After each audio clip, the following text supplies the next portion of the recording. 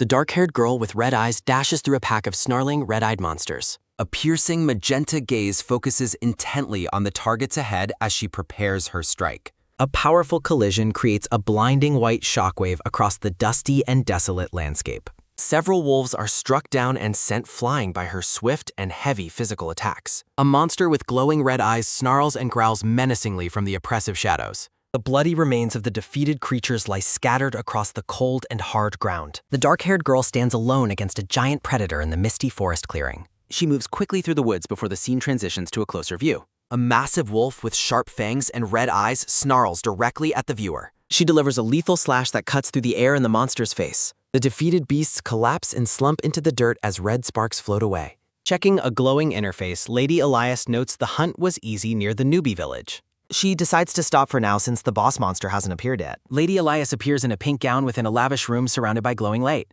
She reacts with excitement to a pleasant scent that suddenly catches her immediate attention. Sitting in a luxurious chair, Lady Elias enjoys tea and cookies in her private quarters. Lady Elias praises the quality of Aneth's cookies while an off-screen voice asks for permission to enter. Aneth bursts inside and excitedly asks if Lady Elias knows about the Emperor's visit to the garden. Lady Elias sighs and asks Aneth why she is making such a big fuss about things. Lady Elias asks if all were summoned. Aneth explains ministers urged him to visit his concubines. Aneth reports others are dressing up to impress him, while Lady Elias remains entirely uninterested. Lady Elias wants only essential updates, but Aneth notes he hasn't visited in 2 years. Lady Elias inquires about the number of attendees, and Aneth estimates that 48 ladies will go. Lady Elias asks how many have his favor. Aneth names Lady Phaler Rose and Lady Hartbarrel. Aneth pauses as she considers the implications of the few ladies who hold his favor. A radiant and determined aura surrounds Lady Elias as she stares ahead with confidence.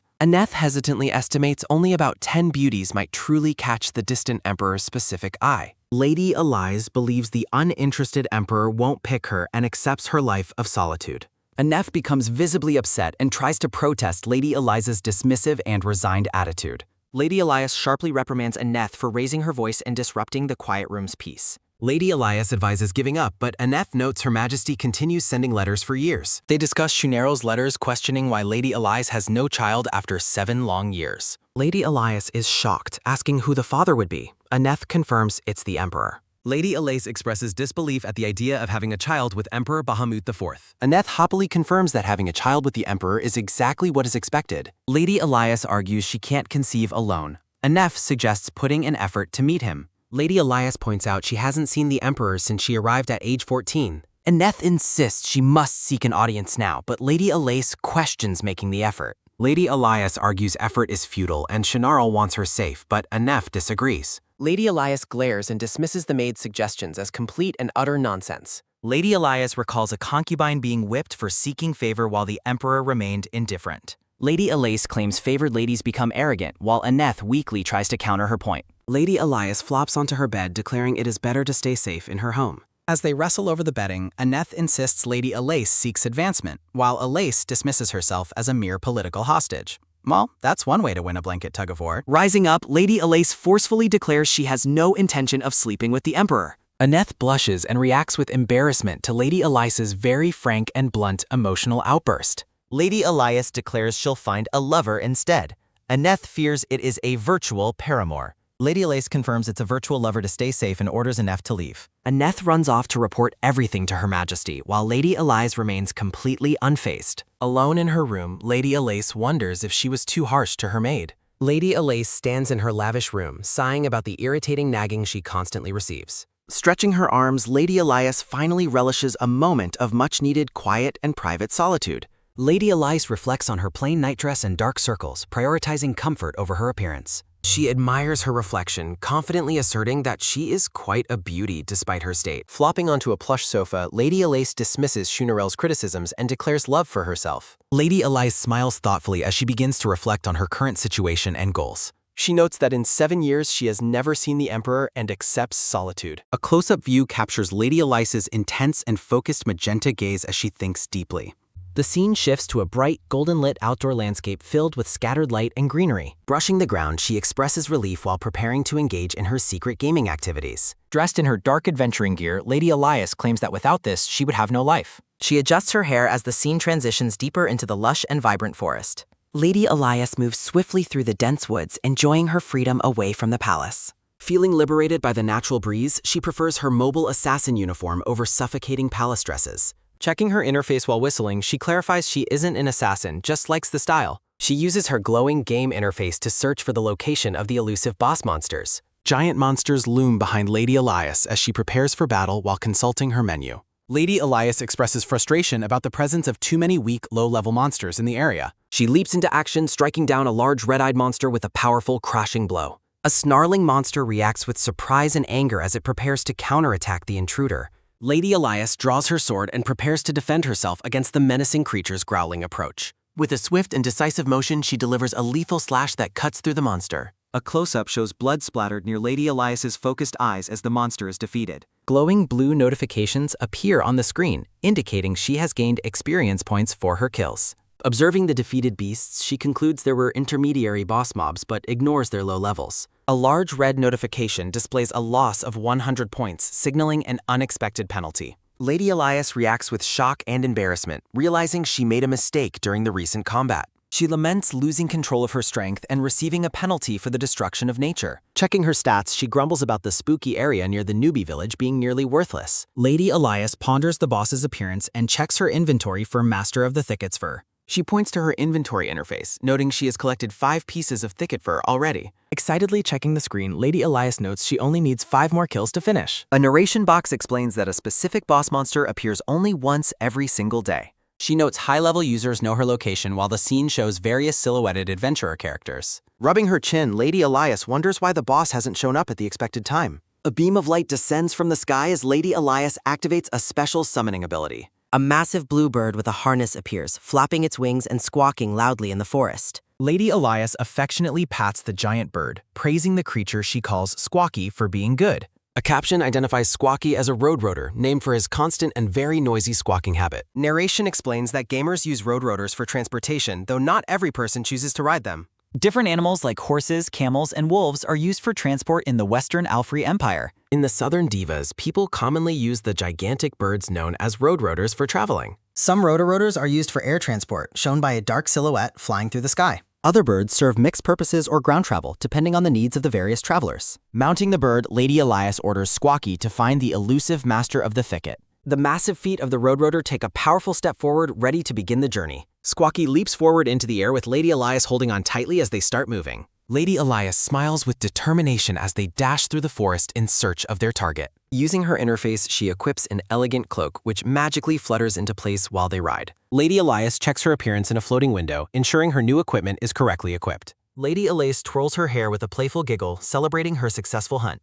A squawk from her mount interrupts Lady Elias as she checks her glowing interface. An enormous monster with red eyes and sharp horns looms menacingly behind Lady Elias. Identifying the monster as the Master of the Thicket, Lady Elias's eyes widen with sudden intensity as she spots something unexpected nearby. She observes another player struggling against the massive beast within the foggy forest. Lady Elias realizes the mysterious player is just a newbie with unknown basic stats. She notes his inevitable defeat and predicts his resurrection at the nearby village shortly. Resigning herself to action, Lady Ellis firmly grasps her blade, ready to intervene. She leaps high into the air, her sword blazing with electric sparks and power. The Master of the Thicket snarls as Lady Eliza's lethal strike descends from above. A sinister snicker escapes Lady Elias as her powerful attack connects with the monster. Standing amidst the red sparks, Lady Elias receives a massive 300-point game penalty. Lady Elias reacts with shock, staring in disbelief at the displayed points deduction. She sighs, realizing she unintentionally destroyed nature again while unleashing her immense strength. Feeling finished for the day, Lady Elias happily prepares to return to the palace. As she turns to leave, she is startled by the glowing silhouette of a person. Lady Elias sighs, checking her interface and realizing her attack killed the newbie too.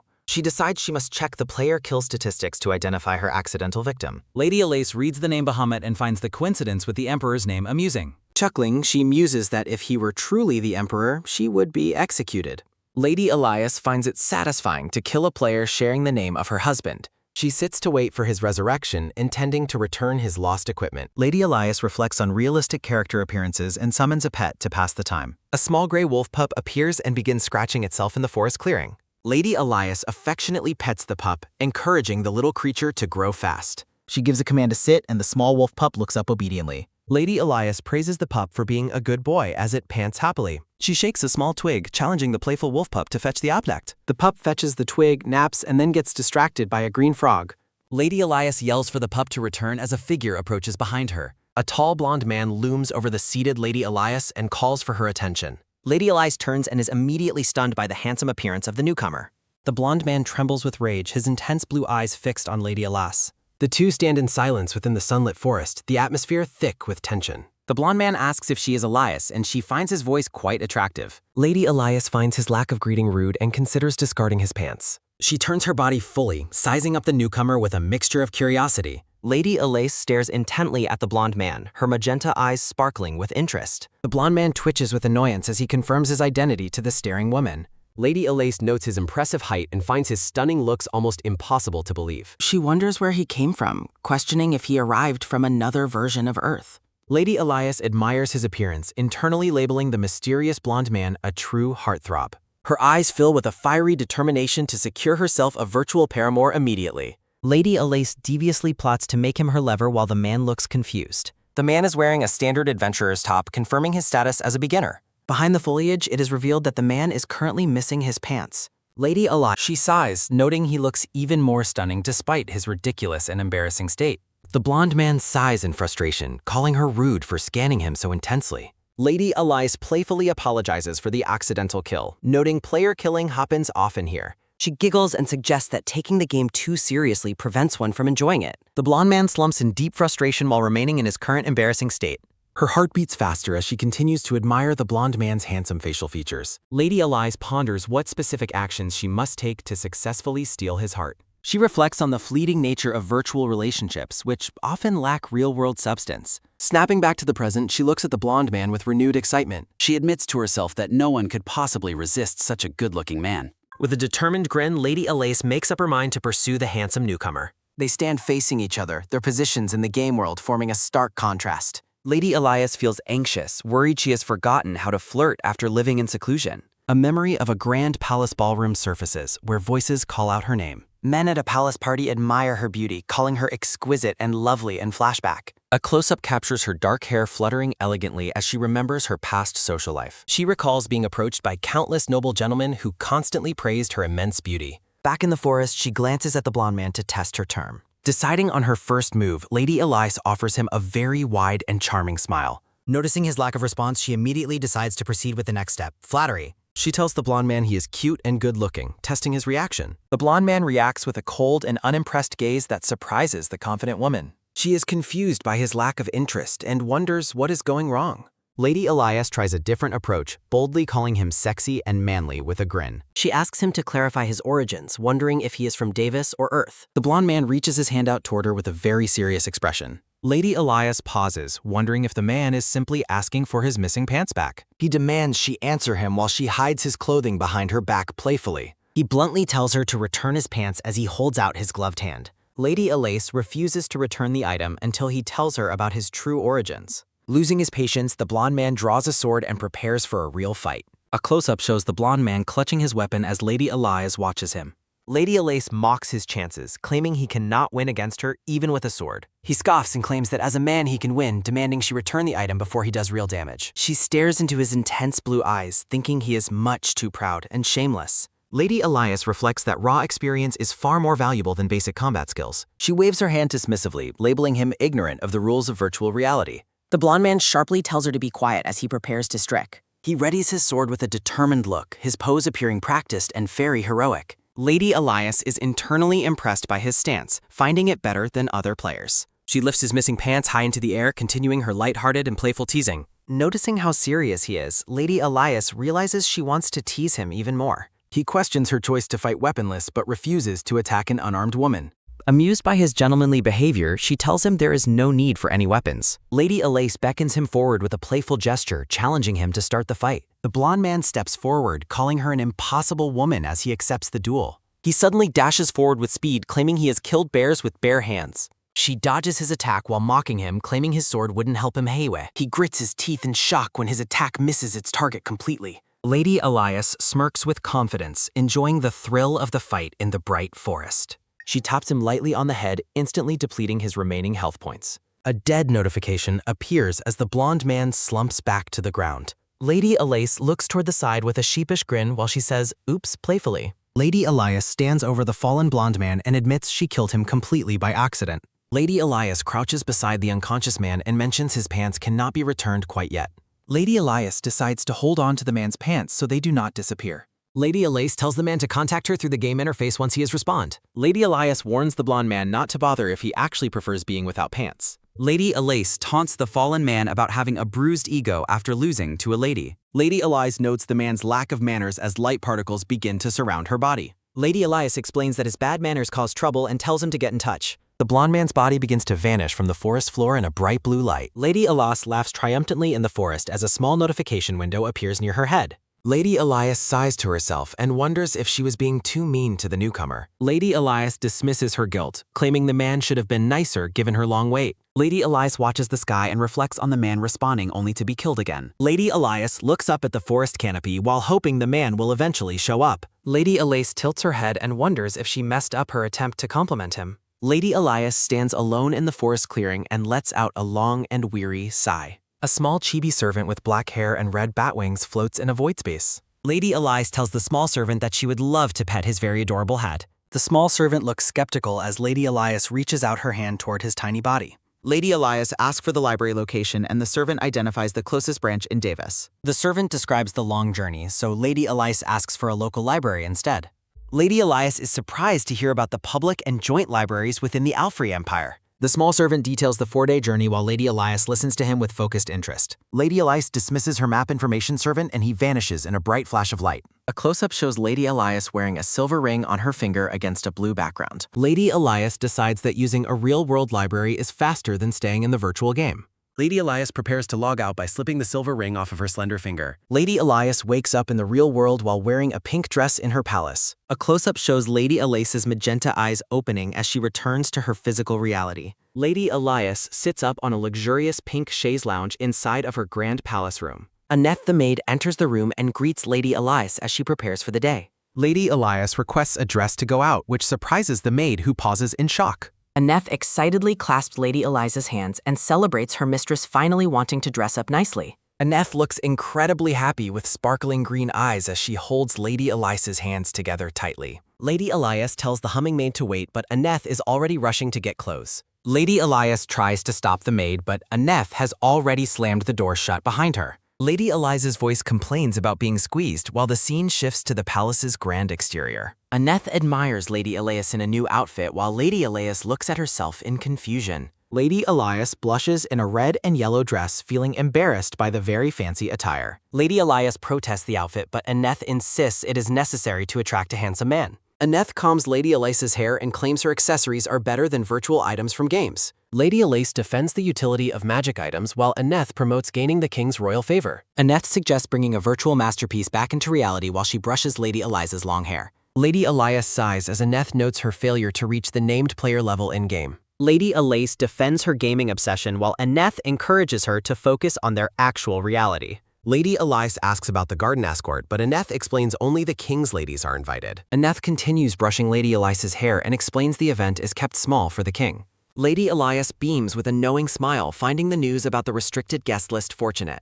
Annette giggles while Lady Elias realizes a mistress is trying to prevent others from meeting him. Annette warns Lady Ellis that Lady Pharaohs is notorious for her intense and ample jealousy. Annette continues grooming Lady Elias while advising her to keep their plans strictly to themselves. Lady Elias grows annoyed and tells the maid to finish after brushing her hair endlessly. Annette excitedly finishes the styling and compliments Lady Elias on her absolutely stunning and elegant appearance. Looking at her reflection, Lady Elias internally laments that she looks completely ridiculous in her dress. Annette remains cheerful, planning to write to the queen while her mistress visits the back garden. Lady Elise sneaks away with a cheeky grin, telling Annette to enjoy writing her formal letter. Annette waves a friendly goodbye and innocently wishes Lady Elias a very pleasant time outside. Lady Elias slips out the door, determined to avoid getting caught while Annette is busy. Stepping into the courtyard, Lady Elias shields her eyes from the nearly blinding and intense glare. She notes it is a perfect day for the King's Walk despite her lack of attendance. Lady Elias considers the possibility of a picnic in the garden of the detached palace later.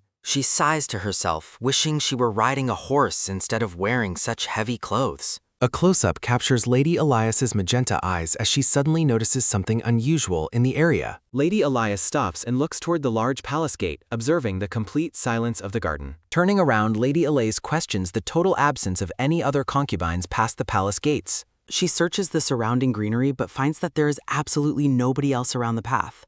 A sharp close-up shows Lady Elias casting a suspicious glance as she senses a hidden presence nearby. A red-headed man lounging on a tree branch startles her with a very casual, unexpected greeting. The red-haired man mocks her, assuming she is a miserable concubine stuck in a palace corner. Angered by the stranger's rudeness, Lady Elias looks up at the man sitting on the branch. The man continues his insults, labeling her a lonely concubine trapped in the outskirts of the palace. Lady Elias is visibly offended and wonders about the identity of the incredibly rude, arrogant man.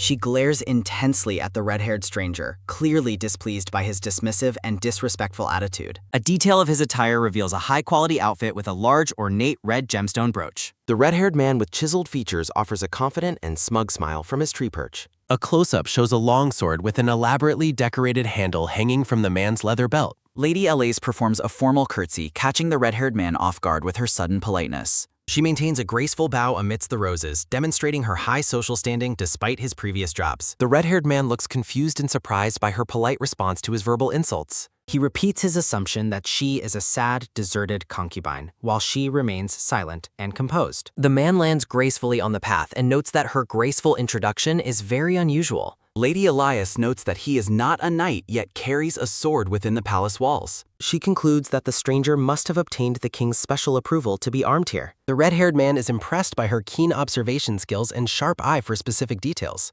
Lady Elias internally credits her virtual game experience for her ability to scrutinize and identify details. The man turns back toward her and prepares to introduce himself properly after hearing her name. The red-haired man identifies himself as Winter Cruella Bahamut, which leaves Lady Elias in complete shock. He reveals his status as the younger brother of the Emperor, Ashwit Dante Bahamut, while smiling. The Grand Duke stands tall in the forest clearing as Lady Elias processes his royal identity. Lady Elias groans internally, realizing she is in major trouble for her previous conduct and thoughts. She wonders why he calls the Emperor by his name, fearing a massive uproar if overheard. Lady Elias offers a stiff greeting to the Grand Duke while he smirks at her sudden formality. Lady Elias flinches when the man asks where she is heading, fearing her plans are compromised. Panicked and cornered, she gulps and debates whether she should lie or be honest with him. The Grand Duke points toward the garden and questions if she is truly heading in that direction. Lady Elias forces a wide grin and claims she was actually headed elsewhere, not the garden. The Grand Duke looks skeptical and surprised by her claim to be avoiding the king's presence. He wonders why she would pass up the chance to see the Emperor's face like others. He points out that her revealing attire seems inappropriate for going anywhere other than the garden. Lady Elias squeezes her hands together tightly, barely containing her mounting internal frustration and anger. Lady Elias smiles pleasantly while having a second thought about her current confrontational situation. Winter asks if the Emperor's identity is veiled and notes that they don't have all day. Reaching out, Winter claims she is overthinking whether or not he is the Emperor's actual ally. Lady Elias flinches and avoids Winter's hand as he tries to reach out and touch her. Winter mockingly calls her a neglected concubine and asserts that she will remain one forever. Winter asks if she believes herself too noble for him because she belongs to His Majesty. The Grand Duke looms over the silent woman with a menacing and predatory presence in the garden. Beneath the fabric of her sleeve, Lady Eliza's hand begins to spark with a green magical energy. A bright green magical spark flickers as Lady Elias considers using her secret magical powers. Lady Elias envisions the dire consequences if it became known that an imperial concubine practices magic. She notes that magic use is forbidden and could be seen as an assassination attempt, so she decides to give up on silencing him and instead explains she is not required to attend the garden meeting because she has important business. Winter wonders what could possibly be more important than meeting with his brother, the Emperor.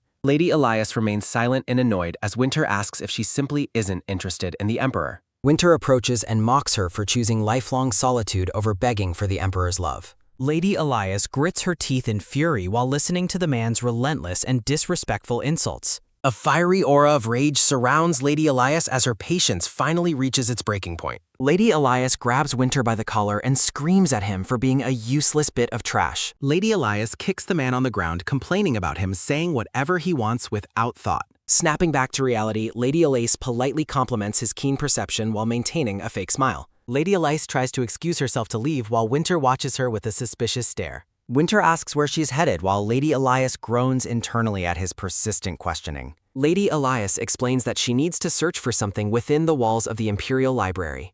Standing in the clearing, Lady Elias formally asks the Grand Duke if she may finally be excused. Lady Elias waits for a response while Winter continues to stare at her with an unreadable expression. Lady Elias bows and assumes that his silence means he agrees to let her leave the garden. Lady Elias turns her back to the man and begins walking away from the palace garden path. Lady Elias stops in her tracks, looking surprised as the man's voice calls out to her again. Winter asks if she wanted to ride a horse, and she turns back to him in confusion. Grinning confidently, Winter asks if she wants him to tell her the way to do so. Lady Elias sighs and laments the situation, wondering why she is still dealing with the man. Lady Elias looks back at the Grand Duke and questions if there is actually a way. Winter nods with a smug and knowing expression, clearly satisfied with her interest in his offer. Winter bluntness makes Lady Elias flush as he comments on her having very ample curves. Winter says the solution is simple while Lady Elias covers her chest in total embarrassment. Winter proposes that she become his concubine instead to gain more freedom from the Emperor's constraints. Lady Elias is completely stunned by his sudden proposal and asks what he just said. Lady Elias internally denies hearing his scandalous suggestion while birds fly over the garden trees. Winter stands in the sunlight and repeats his simple suggestion for her to become his concubine. Winter grins while explaining she would have more freedom once she is no longer the Emperor's lady. Lady Elias looks at the man with shock and claims that such a thing is impossible. Winter claims she is mistaken because concubines aren't bound by marriage and only need the Emperor's approval. Winter whispers that 2 other concubines have already done it, leaving Lady Elias in total shock. Lady Elias asks if his claim is true while Winter tells her there is no need for concern. Winter asserts that those 2 concubines who transferred their affiliations are now genuinely happy. Winter tells her to consider herself fortunate for catching his eye and appealing to his personal taste. Winter says he will ask the Emperor to transfer her affiliation and allow outings while she clenches her dress. Lady Elias tells him his joke is too much and says she will pretend she didn't hear it. Winter steps forward and questions her interpretation of his serious offer as a mere jest. Winter reaches out and touches Lady Eliza's chin as they stand together in the garden clearing. Winter stares intensely while stating he will only give up once he dies, prompting Lady Elias to privately dismiss his arrogance. Lady Elias resents his persistence while the Grand Duke explains the Emperor only visits the garden due to political pressure. Winter asserts that the Emperor has never been intimate with a concubine, which Lady Elias finds hard to believe. The red-haired man smiles confidently while claiming that the Emperor only intends to bed an Empress Regent or consort. Winter declares that concubines are disqualified, but Lady Elias counters by mentioning 2 specific ladies rumored to be favored. Laughing mockingly, Winter reveals those 2 concubines actually belong to him now, leaving Lady Elias speechless at the revelation. Lady Elias is horrified to realize the concubines were scheming with him while pretending to be favored by the Emperor. Winter warns Lady Elias to keep his secret quiet while she submissively nods, internally agreeing that silence is best. Standing by a tree, the Grand Duke explains that political hostages from small states will never become the Empress. Lady Elias clenches her hands while acknowledging the harsh logic behind the Emperor's lack of interest in her. Lady Elias recalls being sent as a gesture of peace and the heavy pressure placed on her to produce heirs. Winter casually dismisses Lady Elias, who remains stunned by the scandalous information she just learned in the garden. Winter demands she stop scowling and wait gratefully for the Emperor's written approval of his sudden rescue proposal. Lady Elias stares blankly as the red-haired man authoritatively tells her it is time for her to leave. Fuming with rage, Lady Elias stomps away from the garden while Winter offers a cheerful and mocking farewell. Surrounded by an aura of fire, Lady Elias realizes she must leave immediately before her mounting rage consumes her. A sudden idea strikes Lady Elias as she stops and looks back toward the path where the man stands.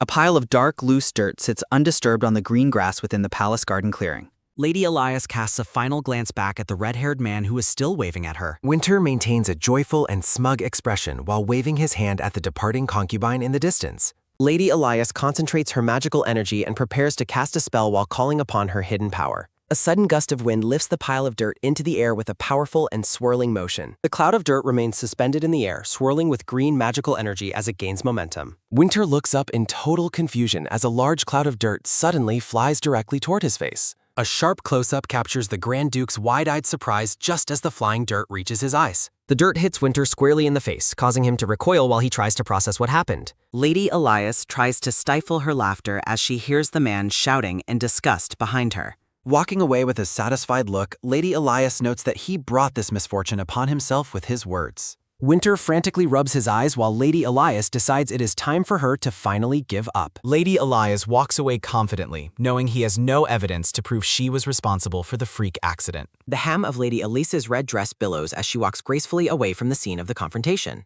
Lady Elias reflects that her magic is too weak for combat, otherwise she would have been used as a soldier. She recalls her lonely struggle to learn magic using only basic guides without a proper instructor or enough materials. Green magical sparks swirl around her hand as she acknowledges that her minor magic still has its practical benefits. Lady Elias remembers using her magic to provide a pleasant shoulder massage for her sister in the past. A final thought reflects on her wasted potential despite the practical and versatile nature of wind elemental magic. The grand and imposing white facade of the Imperial Library stands tall under a clear and bright sky. Lady Elias enters the library and finds the massive room to be much quieter than she had initially expected. Browsing the tall bookshelves, Lady Elias searches for new arrivals and selects a specific teal-colored book to read. Lady Elias is delighted to find a book by a famous player, hoping it contains clues for a new quest. She whistles to herself while walking to a table, deciding that traditional ways to charm men are no longer important. Lady Elias opens the book to reveal complex geometric magic circles and pages filled with ancient runic text. She reacts with intense shock upon finding a clue about how a high-ranking player achieved an incredible level. Other library visitors glare and shush Lady Elias after she accidentally makes too much noise in her excitement. Lady Elias tries to compose herself and begins reading the book's detailed introduction regarding different character levels. The text describes the physical, magic, and healing domains and how they relate to specific combat and utility skills. The book further explains the living and charisma domains, which focus on survival needs and area-wide leadership. Lady Elias looks bored and dismisses the information as too basic, wondering if the book is intended for beginners. Fuming with impatience, she flips through the pages rapidly, desperate to find the secret to reaching level 100. Lady Elias suddenly looks up from her book with a startled expression as someone approaches her in the library. Lady Elias is annoyed that the man sat next to her despite empty seats, breaking her concentration. She considers expressing her extreme discomfort to force the man to leave her alone. Lady Elias gasps in genuine surprise as her eyes sparkle with sudden excitement. Her finger points to the ancient runic text within the mysterious, glowing book. The text describes a quest to reach level 100 to access the Dark Realm. Upon reaching level 99 in any domain, a player must travel to the battlefield. The guide explains that surviving death's door for 3 days summons a creature leading to virtual reality. Lady Elias gulps and confidently tells herself that she can definitely conquer this new challenge. Feeling cheated by the book's contents, Lady Elias wonders if she has been scammed. She turns her back to the library, fuming that the most important information was omitted. Lady Elias laments that the sequel is only sold outside while she is trapped within the palace. She hopes the library receives the new book first and considers requesting some magazines too. Lady Elias suddenly recalls that a mysterious person was sitting right beside her earlier. She looks at the empty chair beside her, realizing the man has quietly disappeared. Lady Elias wonders when he left but decides his sudden departure has nothing to do with her. Tapping on her book, Lady Elias feels a nagging sensation that she has forgotten something important. She jumps up suddenly, shouting that she was supposed to be learning how to charm men. The other library visitors glare at her and gesture for silence after her loud outburst. The afternoon sun shines over the red domes and white walls of the Imperial Palace. Lady Elias returns to her room carrying a bright pink book and sighing with exhaustion. Lady Elias wears a mischievous and sneaky grin as she prepares to greet her maid. Aneth stands with a worried expression and dabs her eyes with a blue handkerchief. Aneth pulls her into a sudden embrace, sobbing about her misfortune while Lady Elias looks confused. Aneth apologizes for tiring her out since the Emperor could not attend their scheduled meeting. Aneth weeps over Lady Elias's supposed disappointment while the lady realizes she missed the cancellation news. Realizing her mistake, Lady Elias panics while Aneth stops crying to eye her with suspicion. Lady Elias laughs nervously and tries to suggest eating since the Emperor did not show up. Aneth looms with a dark and menacing aura while asking if she skipped the garden visit. Lady Elias tries to sneak away while the suspicious maid demands to know where she went. Aneth shouts in anger after seeing the book Lady Elias brought back from the library. A sharp close-up captures Aneth's intense and judging glare directed at the wayward lady. Acting cute, Lady Elias shows off her new guide for captivating a man's heart. Aneth scolds her for breaking her promise while Lady Elias argues the Emperor is a man. Aneth looks completely drained of life as she processes her lady's ridiculous explanation. A delicious spread of soup, bread, and steak sits ready on the dining table. Lady Elias invites Aneth to sit down and enjoy the meal together. While eating, Lady Elias asks how Aneth discovered that the Emperor had canceled his visit.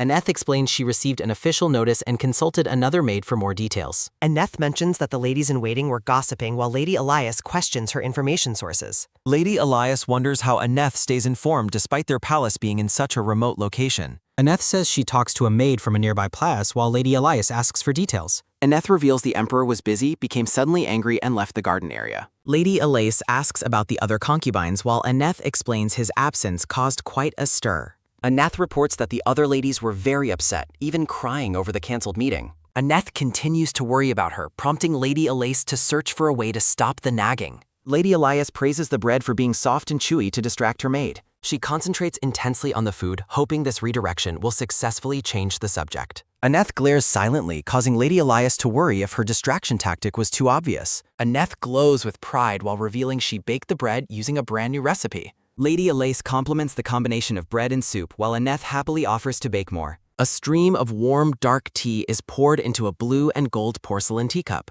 Aneth brings Lady Elise some black tea, and the lady expresses her sincere gratitude. Aneth expresses sudden alarm at hearing a knock on their door late at night. While Aneth goes to check the door, Lady Elias waits and calmly sips her tea. Lady Elias looks on in quiet curiosity as the heavy door creaks open for the visitor. Aneth returns carrying 2 large gift boxes and explains that they are for Lady Elias. Lady Elise is confused by the delivery, but Aneth notes they appear to be garment boxes. Lady Elias asks her maid if she has any idea why these gifts were set. Lady Elias instructs Aneth to open the mysterious boxes while she continues to enjoy her tea. Aneth gasps in shock as she begins to uncover the contents of the first gift box. Aneth excitedly displays a purple garment, causing Lady Elias to choke and spit out her tea. Aneth finds accessories while Lady Elias is horrified by the extremely deep V-neck of the dress. Aneth catches sight of something else in the box and stares with wide-eyed surprise. Aneth pulls out a formal, sealed white envelope containing an invitation to a party. Lady Elise is surprised to see the house of Duke Janir mentioned on the invitation. Aneth is astonished to realize her lady has been invited to a high society event. Lady Elias snatches the letter, confused about being invited to a masquerade ball by a stranger. Lady Elias examines the handwritten note and confirms it is addressed to her full name. She puzzles over how a complete stranger could have known to invite her to his party. A close-up reveals the mysterious runic text and intricate symbols decorating the invitation's interior. Lady Elise notes the strangeness of the invitation, while Aneth argues the sender must know her. Aneth suggests Duke Janir might have heard of her through the Imperial Chamberlains. Lady Elias dismisses the theory, noting that even the Emperor knows very little about her. Lady Elias touches her chin in deep thought as she ponders the mystery of the sender. Lady Elias asks Aneth to utilize the Ladies-in-Waiting network to find more information. She orders Aneth to investigate Duke Janir's party while keeping their inquiry a complete secret. Aneth questions the need for secrecy, looking slightly worried about the clandestine nature of the task. Lady Elias explains that other concubines might be jealous and sends Aneth off to gather intel. Lady Elias sips her tea in silence, her mind racing with questions about the gifts. The luxurious high-heeled shoes and feathered masquerade mask remain displayed within their gift boxes. Lady Elise notes the high cost and luxurious nature of the purple silk satin dress. She realizes a startling detail about the garment's design as she inspects it more closely. The text confirms that the dress is designed to fully reveal the wearer's cleavage. Lady Elias admits the dress is beautiful, but confesses she dislikes such revealing styles. A sudden realization causes Lady Elias to pause her tea drinking as a new theory emerges. She suspects that the Grand Duke sent the gifts using Duke Janir as a friend. Groaning with frustration, Lady Elise acknowledges that her gut feeling points directly to him. She sets her teacup down with a final clack, finished with her late-night deliberations. Lady Elise decides to wait for Aneth's information before jumping to any more conclusions. The Grand Imperial Palace stands tall against the bright sky as a new day begins. Lady Elias slides a silver ring onto her finger, signaling the start of her work. A swirl of magical energy transforms Lady Elias into a white dress as she prepares for battle. Interacting with a blue holographic screen, Lady Elias notes that her contact is still online. Standing in a forest, Lady Elise sparks blue magical energy while fuming about being ordered around. She considers the humiliation her target would face if forced to roam a village naked. A sharp close-up captures Lady Eliza's intense focus as she continues her secret mission. The scene shifts to the clear blue sky, marking a transition in her journey. Lady Elias arrives at the fortified wooden gate of a rustic, peaceful mountain village. A brown-haired man at the gate offers a friendly greeting to the new arrival. The militia soldier identifies Lady Elias as a seasoned warrior and begins to ask for help. The militia soldier asks Lady Elias to help keep the village safe, but she finds the request bothersome. Lady Elias reflects that it's best to avoid talking to NPCs to prevent unwanted quest pop-ups from appearing. Lady Elias comes to a sudden halt while walking through the center of the village. The scene shows the quiet village streets lined with rustic wooden houses and stone chimneys. Lady Elias observes an elderly villager sitting outside a weathered log house with a broken front door. She notices several other villagers sitting listlessly in front of homes, appearing completely drained of energy. Lady Elias wonders why the NPCs seem so miserable despite the weak monsters and lack of famine in the area. Lady Elias smiles as she finally spots the specific landmark she was searching for. A massive stone statue of Selfeter, the divine of the wind, stands tall against the bright blue sky. Lady Elias expresses that the goddess of wind always puts her in a good mood due to their magical connection. Lady Elias tilts her head curiously while examining the base of the divine stone statue. The view shifts to the back of a building where several wooden barrels are stacked near a doorway. Lady Elias approaches the entrance of a building while repeating the number 1111 to herself. Inside a tavern, several men try to guess a room password while the innkeeper rejects their incorrect attempts. Watching from a distance, Lady Elias wonders if the men are playing a game while they lament another failure. The innkeeper tells the frustrated men that they cannot enter the recently created room without the correct password. One of the men slams his fist on the counter, regretful that they didn't catch their quick-witted target earlier. Lady Elias leans over the counter and whispers the correct password to the innkeeper while the men continue plotting. The innkeeper remains silent and stoic as he processes the secret number whispered by the lady. Suddenly beaming with joy, the innkeeper welcomes Lady Elias as the expected guest and offers to lead her. The floorboards creak as the innkeeper guides Lady Elias toward a private room in the back of the building. Lady Elias slips through the doorway, leaving the innkeeper behind as she enters the secluded room. A shirtless, muscular man sitting on the bed looks up and notes that Lady Elias has finally arrived.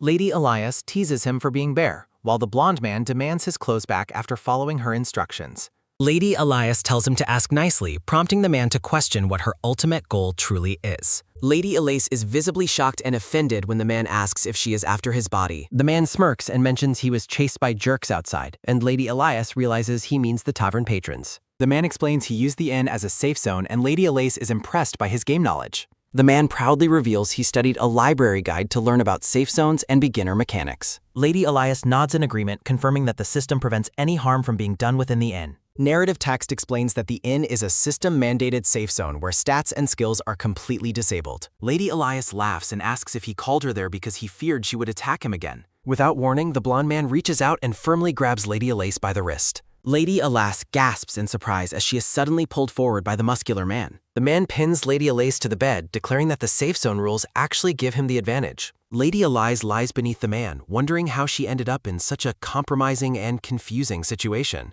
The scene lingers on the two of them on the bed as Lady Elias processes the sudden turn of events. Lady Elias looks up at the man with wide, bewildered eyes as she realizes her predicament. The blonde man looks down at her with a confident and mischievous grin. The two stare at each other in silence, their faces only inches apart in the dimly lit room. The man reminds Lady Elias that she previously described him as cute, good-looking, and very manly. He suggests that she orchestrated this meeting because she secretly wanted to be in this exact position. Lady Elias turns her head away and flushes deep red while loudly protesting his ridiculous assumption. The man mocks her for losing her confidence and blushing as he moves closer for a kiss. Panicked, Lady Elias asks if he is actually serious about kissing her right now. The man says kissing is a small price to pay to get his clothes back since she finds him sexy. The man reveals he is from Davis and questions why she spoke to him like a nobleman courting a lady. Lady Elias admits she knows nothing about men but hoped to find a lover within the virtual reality world. She stammers that running into him was a total accident and she wasn't thinking clearly at the time. The blonde man looks stunned as he asks if she really didn't know who he was when she approached him. Lady Elias is momentarily speechless as she stares up in absolute bewilderment. The blonde man narrows his eyes, questioning why she would even care about his true identity.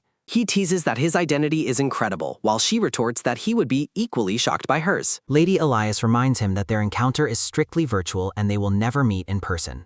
Trapped in a symbolic birdcage, Lady Elias reflects on her obligation to remain within the Imperial Palace Annex. She notes the man wouldn't stand a chance against the Emperor while admitting he is her type. Staring into the distance, Lady Elias wonders why her pride feels so strangely wounded. The muscular man remains silent, his expression unreadable as he looks down at the lady. He questions her certainty about never meeting, but she dismisses it as none of his concern. Pinning her down once more, the man reiterates that this connection exists only in virtual reality. A visible gulp escapes Lady Elias as she finds herself flustered by the man's intense proximity. Struck by his sheer beauty, she listens as he suggests they begin their virtual courtship immediately. Panicking as he leans in, she protests that she only wanted courtship, not to move this fast. Lady Elias notes his overwhelming strength as he firmly grips her wrists, making it impossible to move. She threatens him with pain, but he calmly reminds her that attacks are disabled in the safe zone. Reality sets in for Lady Elias as she realizes her situation has become genuinely dangerous.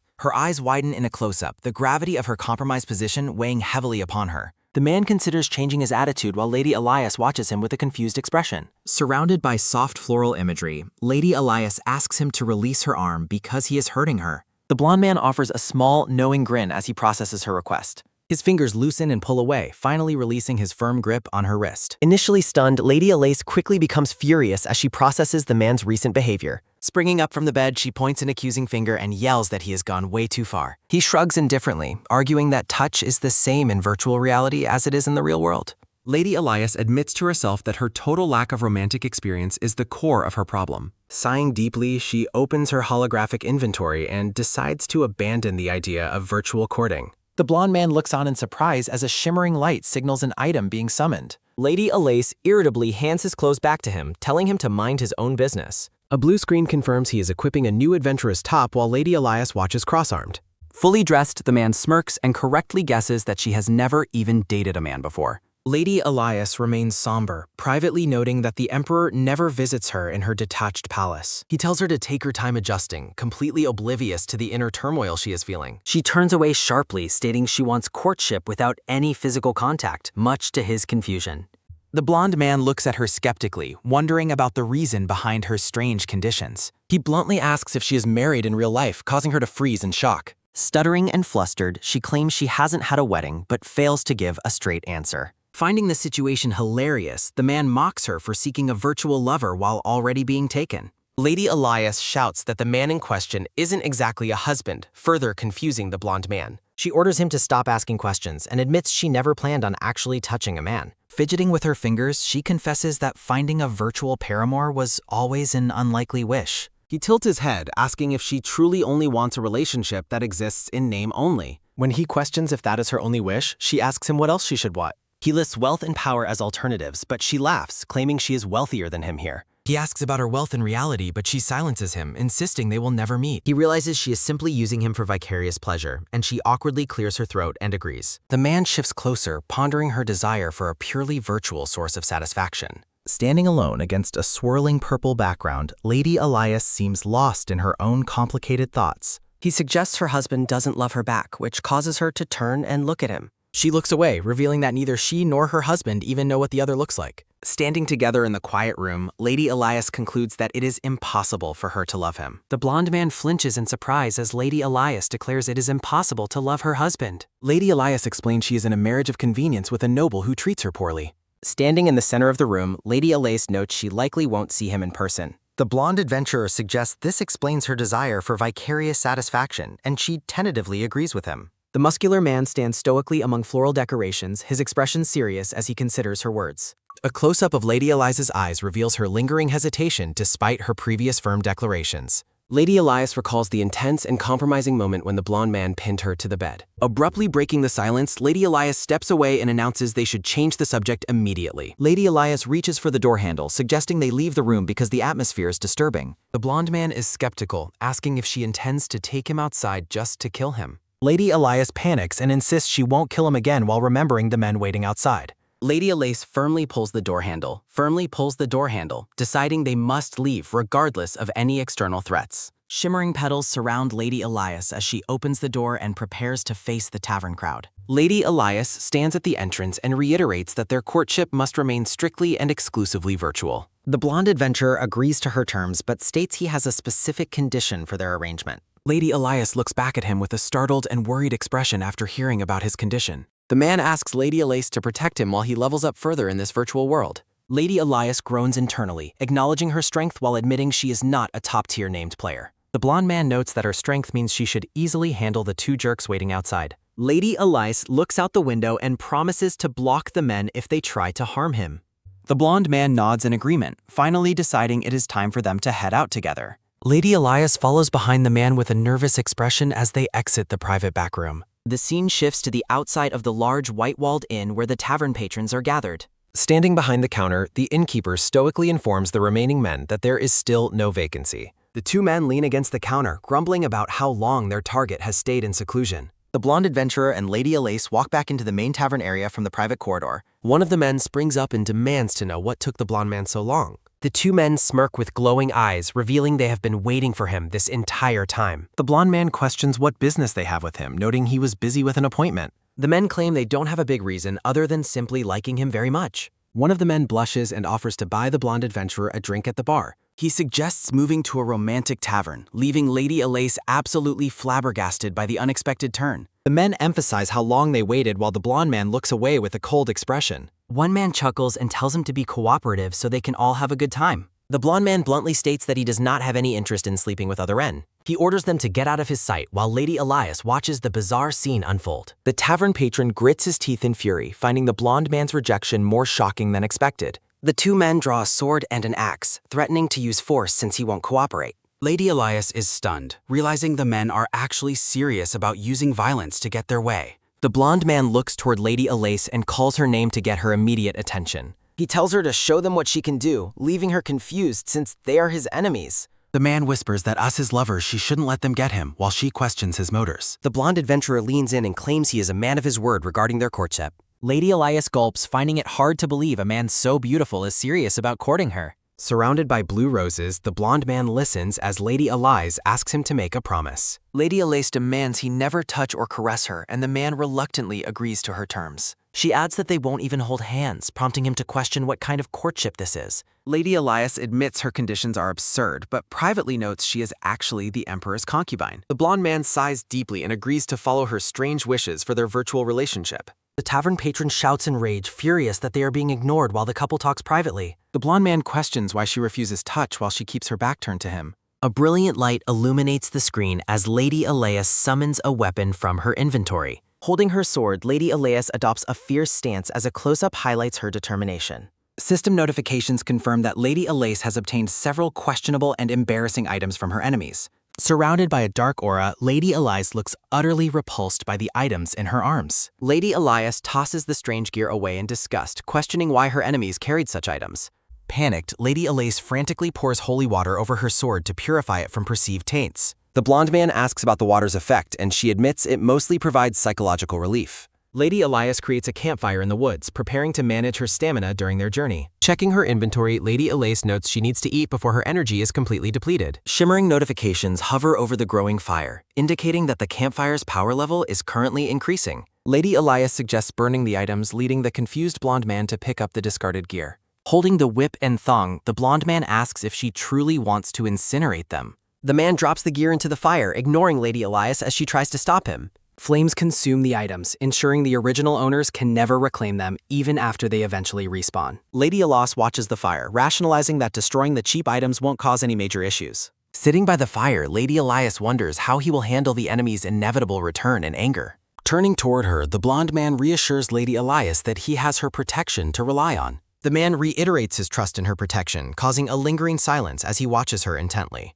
Lady Elias sits quietly, looking somewhat flustered by the man's bold and unexpected display of confidence. When asked about her presence, Lady Elias insists she will stay regardless of his need for assistance. The blonde man warns her about the dangers of making enemies while wandering the world completely alone. He explains the campfire's true purpose and notes that he also saw the stamina-related system notification. Lady Elise explains that food is required for stamina, while the man asks if fire is enough. A visual guide shows a skewer being grilled, representing the process of cooking food to restore stamina. Searching his inventory, the blonde man finds basic issued bread and considers its usefulness for their trek. Lady Elias watches as the man holds a loaf of bread over the fire to warm it. The blonde man takes a large bite of the bread, hoping to replenish his dwindling stamina levels. His expression sours instantly as he chews the tough, flavorless bread with a look of pure misery. Angrily tossing the bread into the fire, the man declares it the worst thing he has eaten. Lady Elias is shocked he destroyed his only food, while a system message confirms the fire's growth. She argues that basic food is acceptable, but he insists the bread tastes exactly like chewing lead. A close-up of the blonde man highlights his realization that he has no other edible items left. The man asks about her stamina plan as Lady Elias brandishes a high-quality glowing meat skewer instead. Lady Elias gloats about the tasty skewer, noting it was difficult to obtain even for a veteran. Looking distressed, Lady Elias listens as the man bluntly demands that she give the skewer to him. Lady Elias scoots away defensively, shouting that the food was far too expensive to just give away. Smiling, Lady Elise argues that she cannot simply hand out valuable resources to just any random stranger. The blonde man offers a charming grin, reminding her that he is certainly not just some stranger. Looking down at the fire, he questions if their established relationship shouldn't count for something more meaningful. He explains that high-level players are the best companions for fast leveling according to the newbie guide. Stunned, Lady Elias asks where he learned that, and he reveals he read the official newbie manual. The man explains her previous advice motivated him to research the library before he recently respawned here.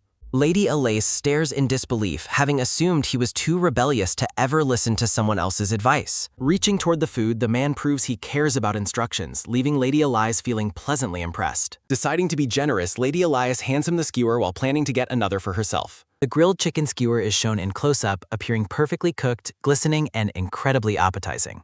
Lady Elias takes a bite of her own food, enjoying the taste while sitting by the fire. She reveals that one bite completely restored her stamina, surprising the man with her efficiency as a player. Lady Elias laughs at his confusion, explaining his shock is simply a result of being a total newbie. Lady Elias labels him a beginner. The blonde adventurer asks if his newbie status makes him easily satisfied. By the fire, Lady Elias explains that food affects stamina stats. The man asks about meat and medicinal plants. Confirming that meat and ginseng increase capacity, Lady Elias notes his error in burning the chicken skewer. Lady Elias explains that consumption capacity grows with levels while navigating a virtual party menu. Lady Elias offers to demonstrate fast leveling and sends a party invitation to the blonde adventurer. Explaining the controls, Lady Elias notes that Y confirms and N rejects choices on the interface. Bahamut asks about sharing quests, but Lady Elias declines due to his current low level. Lady Elias presses the confirm button to join the blonde adventurer Bahamut on his quest. A quest notice from a militia NPC tasks the player with defeating 10 monsters near the village. Lady Elias notes his rabbit hunting progress. Bahamut recounts encountering a thicket master and considers co-op. Lady Elias asks if he prefers a slow pace, but the blonde adventurer is determined to proceed quickly. The man expresses an urgent desire for a specific item. Lady Elias asks for clarification.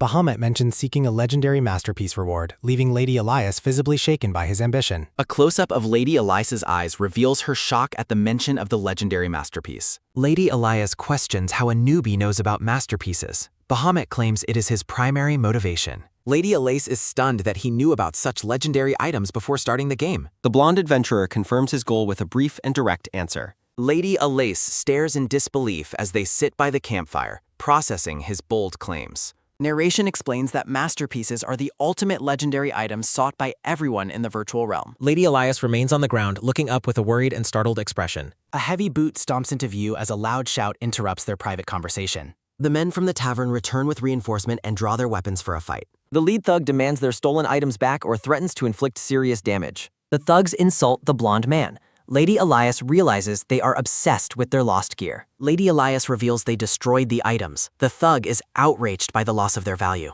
Dismissing the intruders, Lady Elias tells them to leave. The thugs growl in rage at her attitude. The lead thug threatens to kill her, prompting Lady Elias to respond with a weary sigh. Lady Elias gathers glowing green magical energy in her hand, preparing to deal with the intruders. The thugs are stunned as Lady Elias's magic erupts into a massive, swirling vortex of energy. Lady Elias takes a deep breath, focusing her power for a final strike against the men. With a powerful physical blow, Lady Elias knocks the 3 attackers away in a single motion. Defeating the thugs instantly, Lady Elias orders them to vanish or face death next time. Lady Elias gloats about her strength and gives Bahamut gold to purchase basic necessities like potions. The blonde adventurer stares intently and suggests they return to their discussion about the masterpiece. Lady Elias asks if he truly began the game with the sole intention of acquiring a masterpiece. The blonde adventurer maintains a stoic and unreadable expression as he looks back at Lady Elias. Lady Elias repeats her question, finding it hard to believe a newcomer is chasing such legends. Bahamut claims he can copy masterpieces into reality. Lady Elias is floored by his unbelievable theory. Lady Elias sighs, noting that while some items transfer, masterpieces are strictly limited to the game. Lore boxes explain that masterpieces are unique, legendary treasures capable of granting immense power. Close-up on Lady Elias's eyes as she ponders how a beginner could know such high-level secrets. Lady Elias suspects something is wrong with him. Bahamut wonders if someone is speaking ill of him. Lady Elias asks which specific item he wants. He notes they are found in the West. Bahamut lists several legendary weapons like the giraffe sword, causing Lady Elias to gasp in shock. Listing legendary items like Bongsoon's violin, the man leaves Lady Elias feeling completely speechless. Lady Elias questions his sanity. Bahamut demonstrates that he knows the names of all the legendaries. Bahamut shrugs and notes they existed in the past. Lady Elias asks where he learned this. Bahamut refuses to explain his source of information, meeting her gaze with a defiant tilt. Lady Elias is left speechless by his arrogance. Bahamut insists he will get them because he needs them.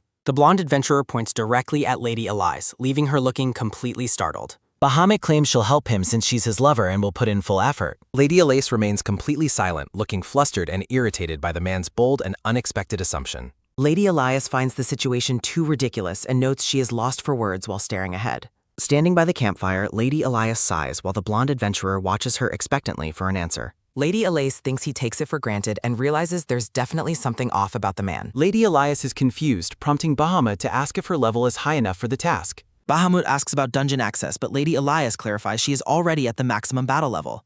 Bahamut is satisfied, though Elias argues that getting masterpieces requires max rank and named level status. Lady Elias accuses him of oversimplifying the quest. Bahamut asks if he really made it sound easy. Lady Elias asks if he's joking, and Bahamut insists he is deadly serious about his ambitious goals. A focused close-up captures Lady Elias's intense eyes as she processes his unwavering and bold determination. Bahamut declares he will gladly achieve a named ranking if it increases his chances for a masterpiece. Lady Elias asks if he expects her help, and the blonde adventurer confirms her role immediately. Bahamut asks her to help him level up, but Lady Elias flatly refuses his bold request. Lady Elise looks distressed and emphasizes her inability to fulfill such an impossible request for the man. Lady Elise notes it took 10 years to reach max level and she still lacks name status. Lady Elias regrets the relationship, which she only started for relief from real-world nagging and pressure. Lady Elise considers his request nonsense and helping a newbie reach max level to be completely impossible. Lady Elias recalls her position in reality, stating she hasn't forgotten her status despite wanting escape. Lady Elias prepares to deliver a sudden announcement while Bahamut stands in the background looking confused. Lady Elias looks Bahamut in the eye and tells him that she wishes to break up. Bahamut is dumbfounded, and Elias admits she likes handsome men, but not those who speak nonsense. Bahamut asks why time matters. Lady Elise notes he's not what she hoped for as a partner. Lady Elias argues that time matters and questions why she would ever share a rare masterpiece. Lady Elias envisions using a masterpiece to free herself and her country from the Empire's detached palace. Lady Elias imagines repaying and humiliating the Emperor for shutting her in a distant back garden palace. Lady Elias chuckles as she imagines the tables turning and the Emperor being locked away instead. The scene returns to the game world where Lady Elias stands in quiet and focused contemplation. Bahamut wonders why she is silent, but quickly dismisses it as none of his personal concern. Lady Elias offers him gold as alimony, telling him he must find the masterpiece on his own. Lady Elias tells him to gear up once he clears beginner level while Bahamut glares. Lady Elias hands Bahamut a pouch of gold, repeating that reaching named level is uncertain. Lady Elias presses the button to disband the party, causing Bahamut to react in absolute shock. A system notification confirms the party is disbanded as Bahamut stands stunned by the sudden turn. Lady Elias waves goodbye while telling him good luck, leaving the man speechless and alone. Lady Elias pauses in her tracks as Bahamut calls out for her to stop and stay. Bahamut stands firmly and demands that she stay, refusing to let her leave him alone there. Lady Elias turns around with a questioning expression as she listens to the man's desperate plea. Bahamut orders Lady Elias to stay and help him, claiming it is his right to command. Lady Elias is offended by his order. Bahamut threatens to make her pay if she leaves. Lady Elise asks why she should assist and how he would possibly make her pay.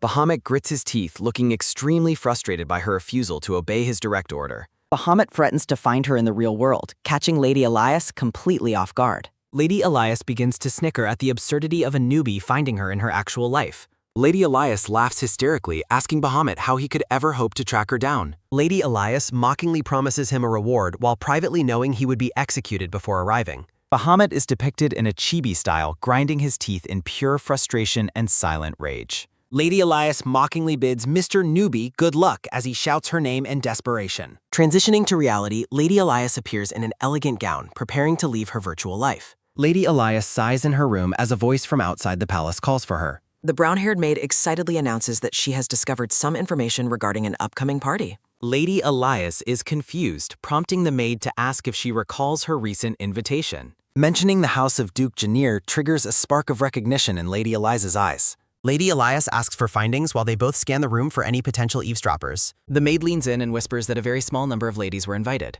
Lady Elias is puzzled to learn she is among only 3 guests, including 2 other noblewomen. Surrounded by confusion, Lady Elias wonders why she was specifically chosen for such a small gathering.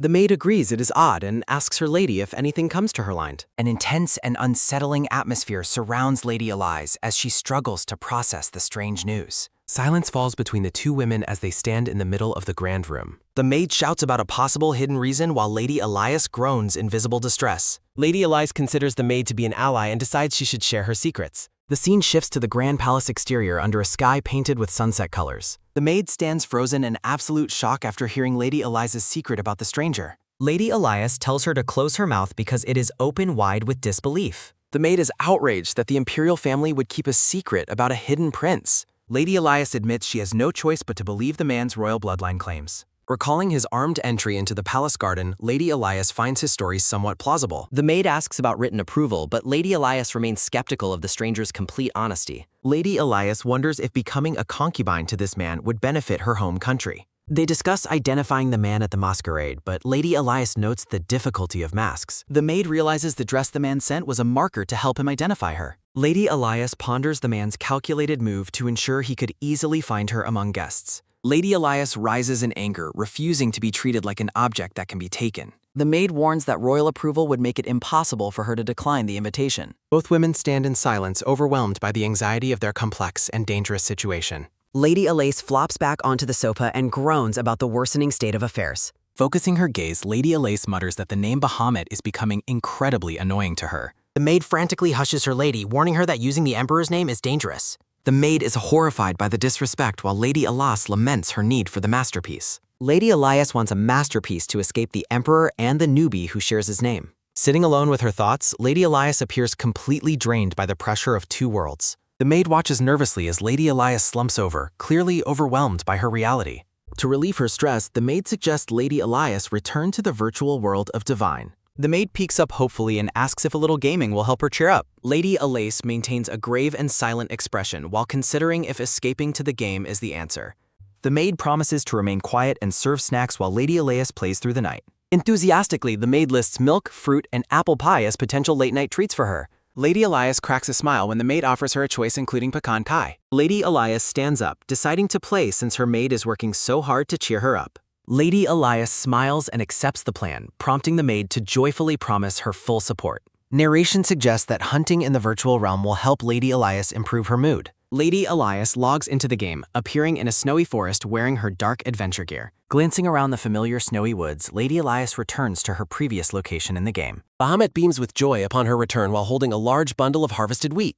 Bahamut asks if she reconsidered, but Lady Elias claims she only spawned there by chance. Lady Elias notices Bahamut is busy with a quest involving feeding bread to a starving child. Lady Elias advises the adventurer to prioritize hunting monsters for faster and more efficient leveling up. Bahamut pouts over the quest child, but Lady Elias scoffs at the meager breadcrumb reward. Lady Elias insists that focusing on gaining experience points is much better than doing menial tasks. Lady Elias observes that the virtual world feels overwhelmingly realistic to the empathetic newbie. Lady Elias explains the bread quest is a loop, while Bahamut questions the concept. Lady Elias notes that not even the Emperor can resolve poverty within this virtual setting. Lady Elias describes the quest's repetitive nature and how its meager rewards often discourage newcomers. Bahamut questions the point of the effort, while Elias reminds him NPCs cannot actually starve. Lady Elias says goodbye again, telling Bahamut he is on his own this time. A close-up shows the bundles of virtual wheat Bahamut collected for his fruitless quest. Lady Elias stands alone in the quiet snowy village, gazing toward a central stone statue. Lady Elias reaches out toward the magical blue light emanating from the village's save point. A system notification confirms she is returning to the save point as she teleports away. The scene shifts to a grand sunlit castle representing Lady Elias's private virtual territory.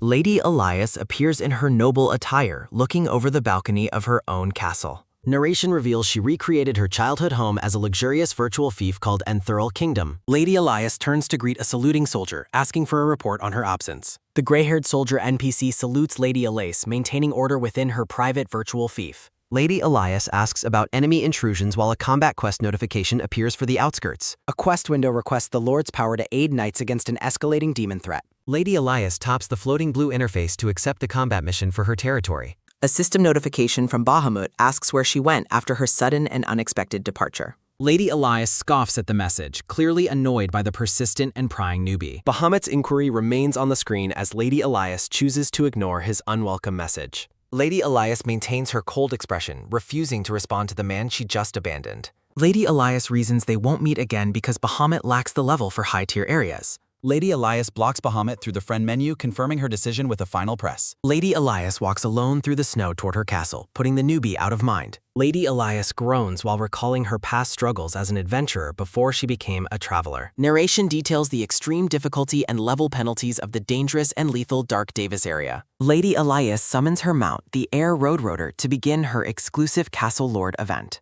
A giant white bird with massive wings lets out a loud squawk upon being summoned. Lady Elias watches as the magical aura of the summon manifests her impressive avian transport. Lady Elias winks playfully, excited to begin the grand event and lead her loyal troops. Lady Elias pets the giant white bird affectionately, praising it as they prepare for flight. Lady Elias hops onto the bird's back, looking heroic as her cape flutters in the wind. A soldier NPC salutes as the giant bird takes off, scattering feathers across the terrace. Lady Elias soars high above her castle, leaving the ground as she ascends into the sky. Lady Elias announces it is time for the event to begin while overlooking her vast kingdom. A soldier on a similar mount draws his sword, shouting for the others to follow her. A squadron of soldiers on flying mounts takes to the air, following their lady in formation. Citizens and travelers in the town look up in absolute wonder at the impressive aerial display. Lady Elias laughs joyfully, relishing the admiration of the people gazing up at her from below. Lady Elias grins, admitting she cannot give up these exciting loop quests because of the thrill. Lady Elias opens a configuration menu to set the detailed parameters for the upcoming event quest. Lady Elias selects the reward settings, noting that she has full control over the quest numbers. Narration explains that the city pass is vital for travelers wanting to enter the Lord's area. A blue-haired man checks a scroll while a pouch of gold is exchanged for the pass. Lady Elias smiles, knowing the taxes and transactions from the pass benefit her as Castle Lord. Gold coins fall from the sky as Elias reflects on the resources her beautiful territory provides. Lady Elias feels proud of her territory, despite the high price of the Unthurl City Pass. Lady Elias confirms the 7 days City Pass reward, knowing nobody could resist such a valuable item. Fireworks explode over the castle, announcing the Lord's name and enhancing her reputation across the realm. Lady Elias chuckles, thinking that higher charisma will lead to more NPCs serving her. A system window asks to send the quest as Lady Elias looks on with anticipation. A dramatic close-up focuses on the pink and starry glow within Lady Elias's eyes. Citizens and travelers cheer for the Lord as Lady Elias soars above the kingdom below. System notifications appear rapidly as multiple travelers accept the Castle Lord's newly issued quest. Observing the high participation, Lady Elias notes that many travelers have accepted her quest. Lady Elias watches from above as players prepare various mounts to join her in battle. Lady Elias laughs, admitting she disabled certain transport options to ensure no one overtakes her. A traveler is confused when a red alert disables quick transport for the current area. Lady Elias gleefully cheers, expressing her deep love for the power of being a lord. Lady Elias notes that the followers trailing behind her will efficiently handle the outskirts monsters. Flight continues over a dense forest as they approach the dangerous territory of the eastern outskirts. Lady Elias's giant white bird lets out a loud squawk as it readies for incoming combat. Lady Elias is stunned to find far more airborne enemies than she had initially anticipated. Lady Elias readies her staff, deciding that magic is the best choice for initial air combat. Lady Elias prepares a grand-scale attack to let her troops and NPCs charge the front lines. Lady Elias casts a massive tornado spell that swirls violently, trapping enemies within its magical winds. Bat-like monsters struggle and scream as they are caught within the center of the whirlwind. Recoiling in shock, Lady Elias notices strange black liquid manifesting on the column of her tornado. Lady Elias wonders if another player added ground magic to her whirlwind from far below. Lady Elias decides to keep her distance while ordering her troops into a defensive standby position. The black whirlwind spins out of control, blocking all other users from advancing through the area. Narrator warns that party members can boost attacks, but mistakes might trap allies in the tornado. A monster screams as intense flames ignite within the vortex, incinerating the enemies trapped inside. Lady Elias gains massive experience points as fire meteors rain down on the battlefield below. Lady Elias notes her experience is being shared with the unknown mage who boosted her attack. A system prompt asks to use a loud item as Lady Elias takes a deep bath. Lady Elias bellows a command to charge while knights and demons clash on the ground below. The fierce battle continues with Lady Elias leading the aerial charge against the demonic forces. Lady Elias soars gracefully through the purple sky, surveying the chaos of the large-scale event. Grinning with satisfaction, Lady Elias finds the progress of the event to be going very well. Lady Elias notes her first attack was splendid and successfully triggered a massive war scene. An armored knight with an eye patch fights valiantly amidst the glowing effects of the battlefield. Lady Elias equips her special Castle Lord's cape, which billows majestically behind her as she flies. Lady Elias feels slightly wistful that she can only wear this powerful gear within her castle. Readied for the next phase, Lady Elias holds her staff firmly while maintaining a confident smirk. Monsters are slashed through the air as the aerial squadron continues its relentless hunt. The giant white bird dives through a flock of enemies, clearing a path through the sky. Lady Elias realizes that her large number of troops is attracting even more monsters to hunt. Suddenly noticing something unusual on the horizon, Lady Elias lets out a quiet gasp of surprise. Lady Elias is surrounded by a swarm of winged demons as they close in on her position. Lady Elias smiles wickedly, asking the monsters if they really plan to outnumber her and her bird. A massive burst of wind magic swirls around Lady Elias as she unleashes her staff's power. Closing her eyes, Lady Elias remains calm and focused while the demons perish in the winds. Glancing sharply at her remaining foes, Lady Elias prepares to deliver the final blow to them. Bat-like demons drop like stones from the sky as Lady Elias finishes the aerial engagement. Lady Elias smiles at her mount, calling it Squawky 2 as they prepare to land. Lady Elias leans forward, beginning a high-speed dive toward the battlefield on the ground. Plummeting through the air, Lady Elias prepares to transition from her aerial mount to a land transport. Grinning with excitement, Lady Elias activates her next summon to bring forth the Land Rotor. Lady Elias leaps from her giant bird mount, her purple cape billowing against the sky. Lady Elias readies her glowing sword, eager to handle the remaining enemies on the ground. Lady Elias and Squawky charge through the forest as the bird lets out a loud squawk. The black-haired woman criticizes wind magic for its lack of visual appeal when used on its own. Riding Squawky, Lady Elias notes that while tornadoes are dramatic, they risk harming her own allies. A crocodile monster prepares to strike a fallen soldier, but Lady Elias dashes into the scene. Lady Elias pierces the head of the crocodile monster with her gold-trimmed black blade. More crocodile monsters roar and dash forward as Lady Elias faces the incoming threat. A purple light illuminates Lady Elias's face as she focuses intently on her next move. Lady Elias delivers a powerful sword strike that sends magical energy ripples through the air. The black-haired woman expresses her satisfaction with the sword's performance after her successful attack. A sudden red flash signals a piercing strike while a shocked pink eye stares in surprise. Lady Elias is struck by an arrow, her HP bar appearing as she recoils from the hip. The black-haired woman realizes she was hit by an arrow because she was too busy gloating. In a small illustration, Lady Elias plucks out the arrow, complaining loudly about the painful sting. Lady Elias frantically searches her menu, realizing she forgot to pack an antidote for this situation. The woman groans, deciding she must play cautiously in case she encounters a boss-level monster. An HP potion floats in the air while Lady Elias weighs its recovery speed against its cooldown. Lady Elias decides to save the potion and activates recovery magic to stop the bleeding. A brown-haired girl with glasses expresses her absolute joy and relief at seeing Lady Elias. The girl with brown hair and glasses grins widely while waving a friendly greeting. The girl with glasses thanks Lady Elias for the cure, while Elias returns the gratitude. Lady Elias reacts in shock to a sudden loud roar interrupting their conversation. A massive monster lunges toward them as Lady Elias and the girl with glasses look on. Lady Elias smirks, claiming that handling 5 monsters is an easy task within her own domain. The black-haired woman catches a glimpse of something unexpected, her expression turning wary and curious. The brown-haired girl in the yellow dress stands with her hands clasped, looking quite shocked. Lady Elias notes that standard healers in the kingdom usually possess much higher healing stats. The black-haired woman assumes the girl is a specialized backline support providing buffs to her party. Lady Elias turns away, deciding a quick retreat is necessary to avoid any further danger.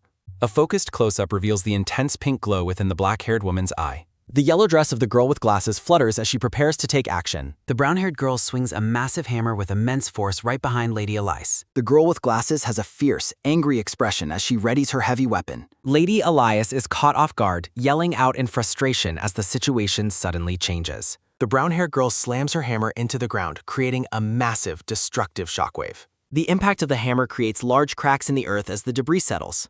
The girl claims she was performing a holy ritual while the crocodile monster's body twitches. Lady Elias sits on the ground in disbelief, criticizing the monsters for their terrible timing. Gritting her teeth, the girl with glasses threatens to beat the monsters into absolute nothingness. A surprised illustration of Lady Elias shows her speechless reaction to the girl's sudden violence. Lady Elias looks out at the forest, questioning the girl's intent to destroy everything left. 2 men in formal Chinese-style attire share a quiet moment in a traditional room setting. Gritting her teeth, the girl with glasses repeats her threat to beat the monsters into nothingness. Lady Elias observes the monster's health stats, concluding the girl has defeated this type before. A system window identifies the monster as Glasper, the human crocodile, detailing its level and stats. A notification lists the dropped items including currency, crocodile leather, fangs, and Auridocon fragments. Lady Elias uses her scan ability on the girl's damage output while performing quick mental math. Lady Elias calculates that the girl dealt massive damage to 5 different monsters simultaneously. The black-haired woman concludes that based on the hammer's high damage, the girl is no healer. The crocodile monster roars with its massive jaws wide open directly behind Lady Elias. A powerful energy slash cuts through the monster, ending the threat in a single motion.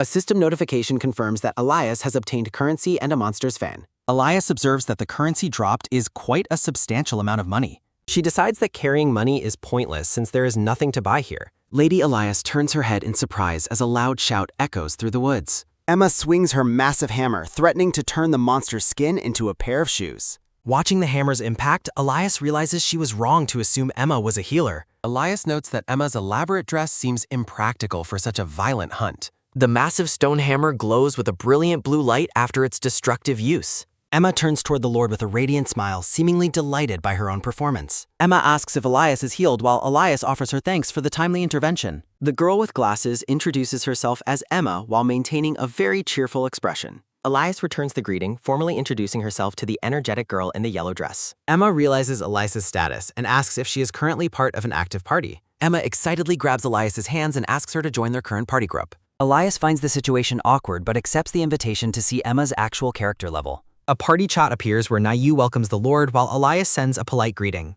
A map reveals that the party members are currently scattered across the battlefield area. Noting the fluctuating experience points, Elias prepares her blade to finish the current quest. Elias suggests they separate to clear nearby monsters while Emma agrees with military-style obedience. Elias delivers a swift sword strike, gaining over 2,000 experience points for the kill. The monster falls to the ground in a pool of blood as Elias sighs. Checking her notifications, Elias wonders why the experience gain for these monsters is so high. Kalkin sends an urgent chat message pleading for help after running out of health potions. Elias examines the party status menu, noting that Nanayu likely has the best healing abilities. Emma declares she will handle the healing, which causes Elias to reconsider Emma's class role. Surrounded by question marks, Elias remains utterly baffled by the party's strange group dynamics. Elias is shocked to confirm that Emma is actually a healer despite her hammer-swinging brutality. Watching the menu, Elias is fascinated to see that Kalkin's health is actually being restored. Elias recognizes the weak healing skill but doubts the recipient can survive the next attack. A player character vanishes in a flash of light as Emma and Nanayu express regret.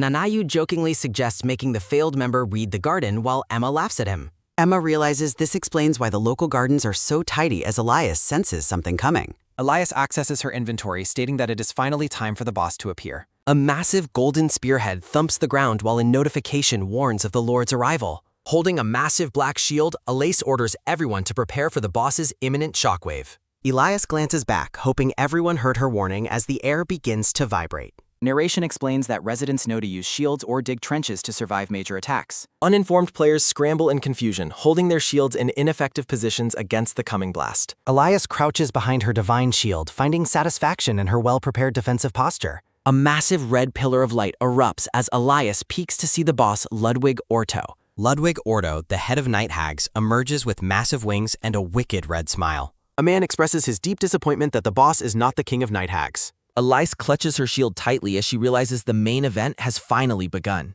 A violent explosion knocks Elias back as she struggles to maintain her position against the blast. Peeking cautiously from behind her heavy shield, Elias wonders if the initial shockwave is over. Red particles drift through the purple sky over the forest as the atmosphere turns oppressive. Looking up in awe, Elias admits she can never get used to the creature's immense size. Elias reacts with shock to a sudden system notification appearing right before her eyes. Elias considers the possibility of collecting the rare items high-level players have left behind. The black-haired woman realizes that being the first to acquire the items might create problems. Elias notes that players focusing on items will reduce firepower for quests, causing city defense to fail. Chibi Elias fears her efforts to increase the city's development level will be wasted. She's stressing like a student who just realized their 20-page essay didn't save. Elias observes that wasting money and player infighting over items will strain the city's financial resources. The woman acknowledges that while some may gain items, the overall quest outcome remains very uncertain. Elias decides to press the decline option to ensure the quest situation works in her favor. Silhouetted players express disappointment while a man hears a sudden, terrifying roar nearby.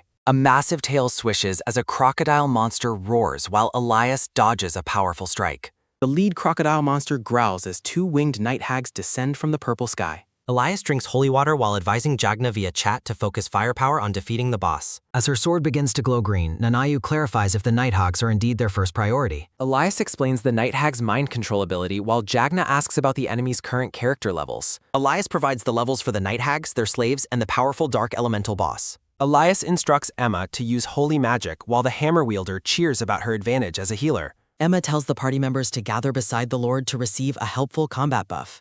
Elias offers a slightly awkward but friendly greeting to the new members of her party. Elias formally identifies Jagna and Nanayu, who return her greeting with a bow and wave. Elias admits she misjudged their identities before identifying Jagna as a member of the mage class.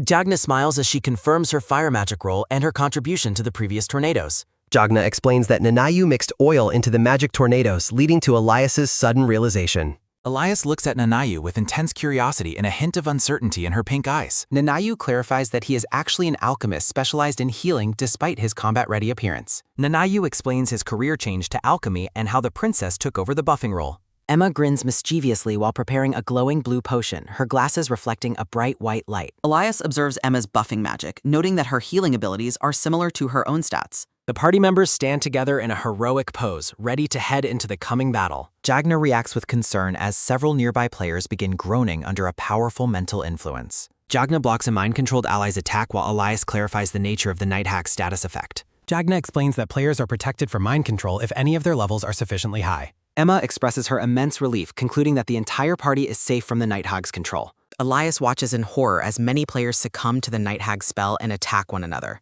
Elias uses her authority to command all players below level 80 to immediately step back. Elias orders high-level players to prioritize the night hags as the creatures are spotted in the sky. The night hags scream in pain as players launch a focused and relentless aerial assault against them. The affected players recover their senses and express their relief as the mental spell finally breaks.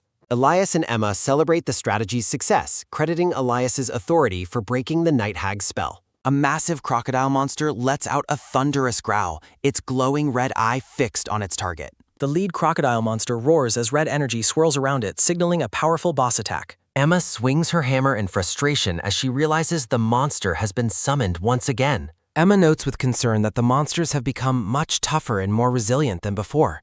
Elias explains that the monster's durability is due to them being high HP summon-type creatures.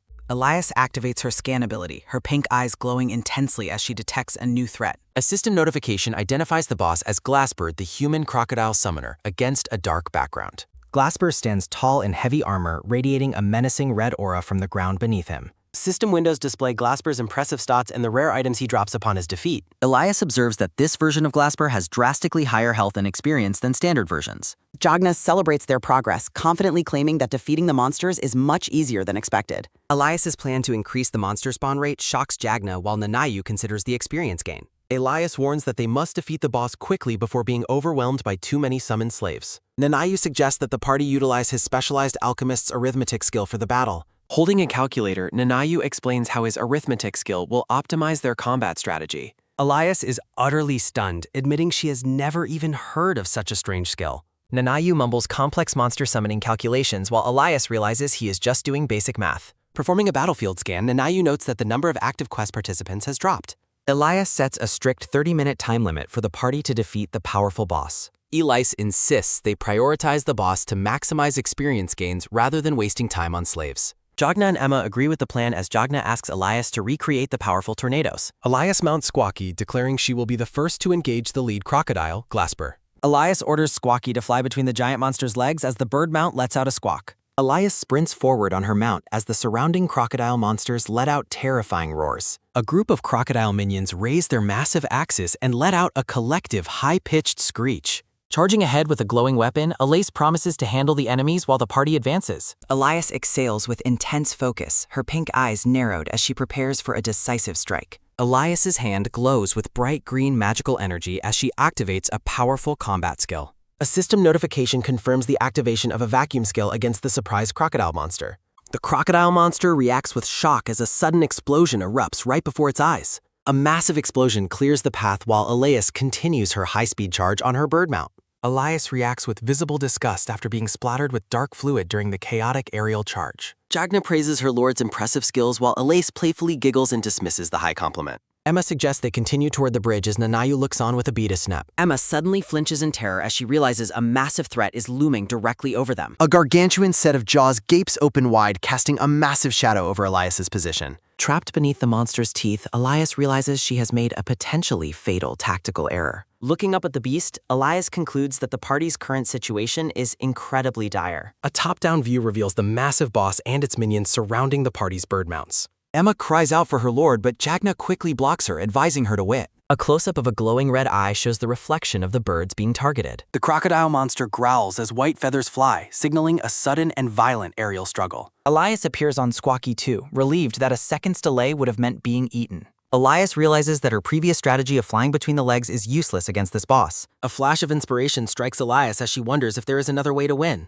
The monster's giant snout sniffs the air, searching for the Lord's location with its keen scent. Elias opens her inventory screen with a determined grin, deciding to go for a risky plan. A glowing blue light illuminates Elias's hand as she prepares to use a specific inventory item. Elias activates a blow skill, swirling a potent liquid directly toward the crocodile boss's open mouth. The monster screeches and scratches itself as Elias giggles about the effectiveness of her secret skill. The crocodile monster lets out a low growl, its red eyes glowing with renewed animalistic fury. Elias commands her allies to launch a pincer attack immediately as the boss begins to wobble. The massive boss thumps the ground in agony, letting out a pained cry from the coordinated strike. Elias reacts with shock as she narrowly avoids a dangerous swipe from the boss's webbed hand. Elias's hand glows with green energy once more as a magical circle forms in the air. Elias draws a glowing green magical bow while perched atop her flying bird mount. Elias aims her magical bow, activating her powerful air crasher skill to finish the boss. A vertical beam of green light pierces through the crocodile's head with a fatal, bloody strike. The boss wobbles unsteadily as Elias orders the start of the final pincer attack phase.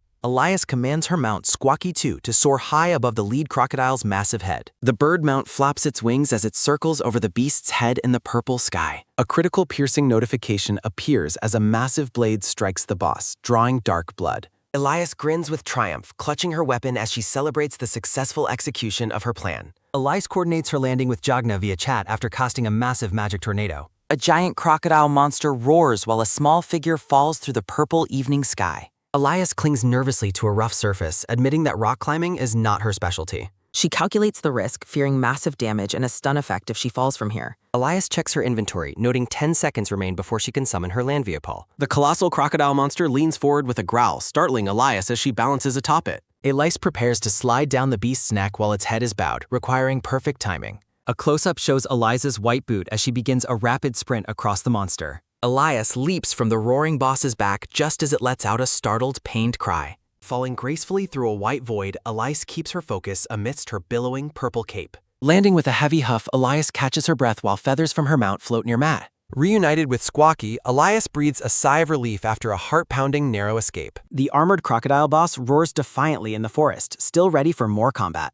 Elias focuses her magic, closing her eyes while holding her glowing staff to prepare a spell. A massive green vortex engulfs the crocodile monster, leaving it dazed and screeching in the wind. Nanayu hurls a bag of gems while Jagna activates a fiery magic circle for their combo. Elias commands Squawky to retreat at top speed to avoid the impending massive magical explosion. A colossal pillar of fire erupts, consuming the giant monster's silhouette in an intense blaze. The beast screeches in agony as the combined magical attack hits with devastating fiery force. A heavy blow strikes the monster's side with a clang, drawing blood as the monster begins to weaken. Glowing chains snap around the creature's limbs with a clank, binding it within the intense flames. The party launches a final assault while the chained monster struggles futilely against the magical bindings. With a thunderous thump, the massive crocodile boss crashes to the ground, finally defeated. A triumphant global notification announces that Castle Lord Alace has successfully defeated the lead Glasper. The group celebrates their victory as bright fireworks illuminate the celebratory atmosphere in the forest. Far away, a blond man stops his fieldwork to observe the grand global announcement. The blond man, Bahamut, looks on with a sweat drop, clearly unsettled by Elias's success. Bahamut sends a direct message to Elias demanding to know her current location after the news. Staring at the glowing message window, Bahamut's expression shifts to one of cold, competitive annoyance. Bahamut's frustration peaks as he stares at the screen, mentally ordering Elias to answer him. Bahamut stands silently in the vast wheat field as his unanswered message window begins to fade. He grits his teeth in denial, refusing to believe Elias could actually be that powerful. With a weary sigh, Bahamut decides to focus on clearing his own remaining quests instead. A system prompt informs the distracted harvester that he is currently engaged in cutting wheat. Bahamut cries out in pain as his hand slips, causing a bloody harvesting accident. Clenching his bleeding hand, Bahamut expresses his disbelief at failing such a simple harvesting task. A red debuff confirms he is bleeding, adding to his frustration over failing a basic quest. Bahamut slumps his shoulders and sighs, finally admitting that he desperately needs an assistant's help. A massive firework explodes behind Bahamut as he wonders where he could possibly find an assistant. The global notification of Elias's victory remains suspended in the sky above the lonely harvester. Elias views her rewards, noting a massive increase in her city development contribution points. She giggles with pure delight while scrolling through the rare items and experience she earned. Satisfied with the quest rewards, Elias notes that it is finally time for Squawky to level. Elias flinches in surprise as a new unexpected system notification appears directly before her eyes. A global message praises Elias, significantly elevating her city's renown and mineral resource levels. Nearby players clench their fists in excitement as the Lord's legendary status is globally confirmed. Elias blushes with modest embarrassment as she reads the glowing praise from the entire world. Smiling warmly, Elias considers the incredible benefits her recent victory has brought to her territory. Elias joyfully suggests holding a grand wrap-up party to celebrate their massive success together. A vibrant party atmosphere fills the castle grounds as a crowd gathers under a fireworks-lit sky. Looking out from her balcony, Elias wonders who could resist the fief's temporary skill enhancements. Elias focuses on the logistical scale of quests, noting that precise numbers ensure successful clears. Legend says the virtual world of devas changed over time after being relocated by a deity. Some scholars summarize the realm well, yet many visit just to escape their harsh realities. Elias ponders how everyone seeks these virtual gains, though none have proven their real-world efficacy. Elias stands in silence, gazing out at the starlit sky over her peaceful territory. Reflecting on her travels, Elias recalls the handsome man she met who was her tick. Elias huffs with annoyance, dismissing him because he acted quite ungentlemanly once he joined her. Despite her irritation, she admits he was attentive to her advice and not entirely dismissive. Recalling his quick retreat to the inn, Elias acknowledges that he possesses a certain sharp intelligence. Caught in her thoughts, Elias suddenly flinches as a new sound interrupts her quiet reflection. A heavy door creaks open, signaling that the elaborate preparations for the party are finally complete. A crowd stampedes through the castle gates as Jagna and Emma lead the arriving guests. While some guests dance, a young girl enthusiastically offers various magical potions for sale nearby. Tucked away in the stable, the bird mounts rest and eat from their wooden buckets. Elias basks in the prestige of her position, relishing the moment she sits on her throne. Feeling more powerful than an emperor, Elias giggles until a voice calls out to her. Emma rushes toward the throne, asking Elias what specific rewards she earned from their recent battle. Emma beams with joy, announcing she gained a 3-carat diamond and a lucky casino draw ticket. The lucky draw ticket guarantees a win in any game, making it a highly popular item. Elias praises Emma's incredible luck while the other party members gather around the high throne. Giggling, Jagna remarks that a man named Kalkin will likely be moved to tears by Emma's fortune. Jagna asks if Elias plans to unlock her rewards, prompting her to check her inventory screen. Elias views her haul, noting she received currency, refined Ordeocon, and a rare lead Glasper's fang. Pleased with the high-priced fang, Elias turns the conversation to Jagna to hear her specific rewards. Jagna giggles happily, revealing she earned currency and a ticket to tame a new guidance pet.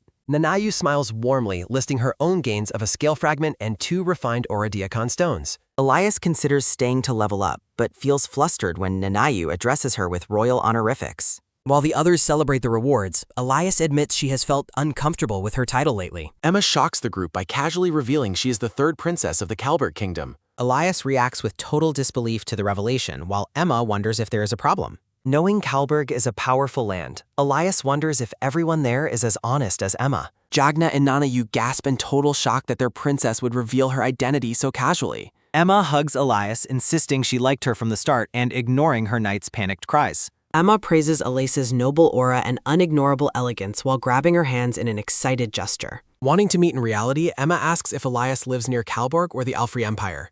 Elias struggles to recall Kalberg's location while confirming that she resides within the Alfrey Empire. A digital map swipes across the air, showing Kalberg lies northwest of the Alfrey Empire's position. Elias recalls encountering the Alfrey Empire immediately upon entering the virtual world of the 4 devas. Elias notes that Emma traveled a great distance, especially since her home duchy doesn't exist here. Emma reveals she was exploring a real-world travel route in advance, causing Elias to jolt. Emma pauses to think, trying to remember the exact duration of her long, arduous virtual journey. Elias is stunned into silence when Emma estimates her journey took 2 years to complete. The group stands on the red carpet, processing the sheer dedication required for such a trip. A magical ring allows players to enter or exit the virtual world simply by wearing it. Elias reflects that as long as safety is guaranteed, one can enjoy virtual life from anywhere. Emma exists in 2 worlds, resting in a real hotel while her avatar gains experience nearby. The Kalberg Kingdom sits near the Sea of Darkness, a high-level hunting site for elite players. In Kalberg, the first child becomes king, while the second serves as the nation's high pontiff. Elias concludes that as a princess of a powerful nation, Emma holds a significant royal advantage. Elias sits on her throne, realizing the princess's favor puts her in a position of unmatched power. Leaning in close, Emma asks for Elias's real-world address so she can personally visit her. Elias claims she lives in total isolation, leading Emma to wonder if she is actually a saint. Startled by the assumption, Elias frantically denies being a saintly figure with a sudden panicked jolt. Staring ahead, Elise silently laments that her actual situation is far more complicated than they realize. Birds fly across the night sky as Elias reflects on her lack of personal freedom and reality. Smiling warmly, Elias explains that she values the virtual world for the true freedom it provides. The group stands in stunned, electrified silence as they process Elias's admission of living in seclusion. A heavy silence fills the throne room while the party members struggle to find the right words. Elias looks on in confusion while Emma hides her face, overwhelmed by a sudden wave of pity. Fidgeting nervously, Emma apologizes for not knowing Elias had a disability and vows it won't change things. While Elias reacts with total bewilderment, Jagna laughs and raises a toast to change the awkward subject. Elias realizes with horror that the group now incorrectly believes she is a physically disabled noble lady. In the real world, Elias lies in her lavish bed, realizing she has unintentionally misled her friends. Elias decides it is too awkward to correct their misunderstanding and is glad the conversation shifted elsewhere. Under the starlit sky, Elias ponders why the unintentional lie feels so heavy on her conscience. A few days pass and the scene shifts to the grand, sunlit spires of the Imperial Palace. In her real-world residence, Elias beams with a radiant smile as she enjoys a peaceful morning.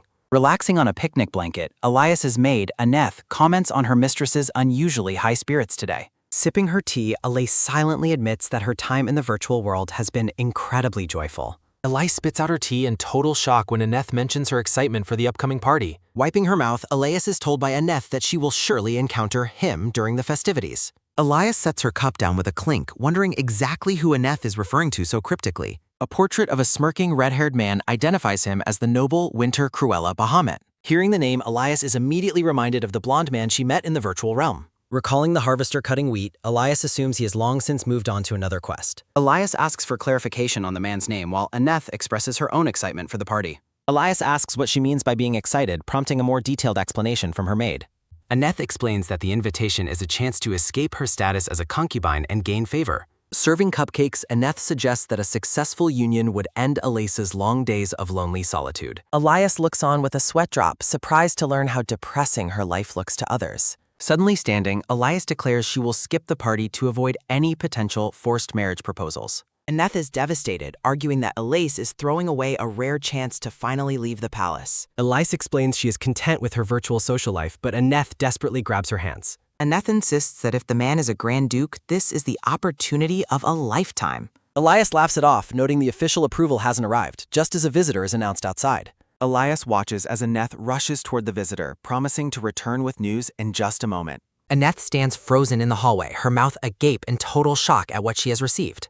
Trembling, Aneth informs Elias that a carriage is coming and presents an official, sealed imperial letter. Elias takes the letter nonchalantly, wondering why a carriage is such a significant concern for her maid. Elise flinches with a sharp gasp as she recognizes the specific, high-ranking seal on the envelope. The pristine white envelope features a regal red wax seal bearing the mark of a winged unicorn. A heavy, shocked silence descends over the picnic as Elias stares at the unmistakable imperial correspondence. Gulped in fear, Elise wonders if this letter signals a sudden, forced change in her marital prospects. A chilling aura surrounds Elias as she realizes the gravity of receiving a letter from the Emperor. Elias concludes that the Emperor personally approved the Duke's request, shattering her hopes for a quiet life.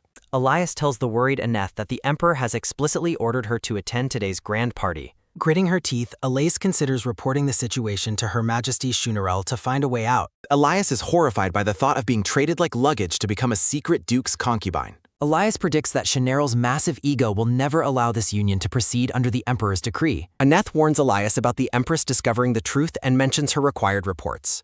Elias sighs deeply and admits she cannot submit false information to those monitoring her. Looking over the garden, Elias considers leveraging a man's influence to benefit her nation. Determined to win his heart, Elias leaves Aneth questioning her sudden change in strategy. Elias remains skeptical about the actual power and influence a hidden prince might possess. Elias vows to keep her plan secret until completion while Aneth questions her resolve. Recalling her past misconceptions about other noblewomen's favor, Elais groans with visible internal frustration. Elias envisions outmaneuvering or even eliminating her social rivals in a cold, secret feud. Analyzing his freedom, Elias suspects the man manages an extensive and private social network. Elias wonders if the man uses a facade or secret position to roam freely. Elias decides attending the party will help her learn more about the Duke's political utility. Aneth jolts Elias from her deep thoughts, but she dismisses the inquiry as nothing.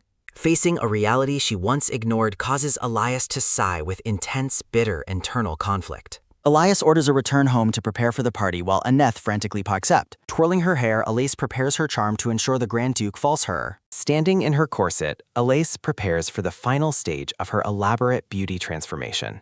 A digital guide explains a points-based system for readers to unlock more story chapters. In the mirror's reflection, Aneth announces that the initial preparations are finally complete. Aneth gushes over the results in the mirror, praising Elias for successfully pulling it off. Aneth claims no other lady at the party will stand a chance against Elias's beauty. As Aneth predicts the Duke's singular focus, a flustered Elias fidgets nervously with her hair. Aneth offers to put the dress on while promising to keep the corset fit easy. Aneth encourages Elais to enjoy the delicacies and socialize, but she is quickly rejected. Elais shocks Aneth by demanding the tightest corset possible instead of a comfortable fit. Disregarding any physical comfort, Elais insists on extreme tightness for all her undergarments today. Text panels describe the popularity and figure-enhancing purpose of restrictive foundation garments among noblewomen. Aneth is startled by Elias's sudden, intense determination as she prepares for the grand event. Elias gives a non-committal answer when Aneth asks if she will spend the night there. Elias laughs off Aneth's patriotic encouragement while internally dreading the Duke actually falling for her. Elias secretly apologizes to Aneth, revealing that his falling in love is her last desire. Narration explains that nobles accept corset-induced discomfort as a mandatory part of social decorum. Elias plans to look appealing while using her restrictive outfit as a convenient escape excuse. Relaxing on the sofa, Elais rehearses her excuse for an early departure from the party. Elias contemplates the specific physical gestures she should use when claiming she needs to rest. Aneth is horrified as Elias suggests faking symptoms of anemia to escape the party early. Elias dismisses Aneth's dietary concerns, believing that acting out her symptoms will be more effective. Despite the elegant setting, Elais demands her corset be tightened even more despite Aneth's concern. Aneth warns that excessive tightening will prevent Elais from eating, but she remains completely indifferent. Elias declares her need for visual perfection, wanting everyone to notice her meticulously groomed appearance. Internally, Elias hopes to look like she will faint to secure a quick exit. Aneth recalls similar preparations for the Emperor, prompting Elias to order her to stop talking. Aneth notes Elais's weight gain, causing her mistress to twitch with visible and irritated annoyance. Feeling the tug of her garments, Elias blames her weight gain on recent gaming habits. With the dressing finally finished, Elias sighs while they both admire the final results. Aneth is completely mesmerized by her mistress's appearance, praising her with sparkling and heartfelt enthusiasm. Elias stands radiantly in a voluminous pink ball gown adorned with intricate lace and floral details. Giving an enthusiastic thumbs up, Aneth declares the final look to be absolutely elegant and fabulous. Elias confirms she can sit comfortably just as a sudden knock echoes at the door. Aneth is surprised to find that the carriage has already arrived for the evening's event. As she prepares to leave, Elais admits she is still unaware of her official chaperone. Elias suggests that Aneth go find out, and the maid obeys with a quick departure. Elias stands in her room holding a mask and turns when she hears someone come back. Elias asks if there is someone to escort her, but Aneth admits there is no one. Aneth explains the lack of a chaperone due to the ball's theme, which pleases her mistress. Aneth hesitates with a troubled expression, saying as she tries to speak to her mistress. Aneth addresses her mistress as Lady Elais, who turns and responds with a curious question. Aneth reports that a 6-horse carriage is waiting, causing Elias to pause as she enters. Elias asks how many horses there are with a look of pure shock and complete disbelief. Aneth confirms there are 6, but Elias argues that her maid must have simply counted wrong. Aneth explains she doubted her eyes at first, but insists that there really are 6 horses. Aneth mentions the purple breastplates and saddlecloths, which causes Elias to gasp in total shock. Elias thinks that she hopes the darkness was just playing tricks on her maid's eyes. Elias decides she better go now, and her maid hopes she has a great time. A luxurious purple carriage pulled by 6 horses waits outside the palace gates at night. Inside the carriage, Elais sighs and admits to herself that Aneth was not lying at all. Elias notes the beautifully carved unicorn confirms the carriage belongs to the Emperor, causing her concern. Elias reflects on her previous 4-horse carriage, never expecting tonight's preparations to be so lavish. Elias sighs, noting this carriage is much grander than the one from her arrival in Entherol. Elias thinks her mask prevents identification, except by the Grand Duke who sent the dress. Elias imagines the Duke approaching with greetings and then sharing a dance together during the ball. Elias gags as she imagines kissing the man and going to his chambers, finding it disgusting. Elias thinks to herself that her own romantic fantasies are the absolute worst outcome tonight. Elias humps and thinks social games are just as annoying in virtual reality as in reality. A close-up of Elias's eye behind her mask indicates she is deep in focused thought. Elias critiques the blonde man's manners, wondering about his level and his audacity to order her. Elias recalls the blonde man's arrogant laugh and his vow to find her in reality. Elias scoffs at the memory, covering her mouth as she finds the man's confidence totally absurd. Elias recalls how the blonde man looked at her as if he were doing her a favor. Elias laughs, thinking he will never find her while she resides hidden within the imperial castle. Elias thinks that something feels off, recalling the Emperor doted on Lady Phalerose and Lady Heartbarrel. Elias ponders the Emperor's lack of relationships while Duke Winter lounges comfortably in a tree. Elias gasps, theorizing the Emperor is impotent and gives his harem away for vicarious sexual satisfaction. Elias observes other ladies while thinking that a potentially impotent emperor makes the Duke a better option. Elias views Duke Winter as a valuable resource because he is a member of the royal lineage. Elias leans on her hand, strategizing how to maximize her advantage using the Duke's high position.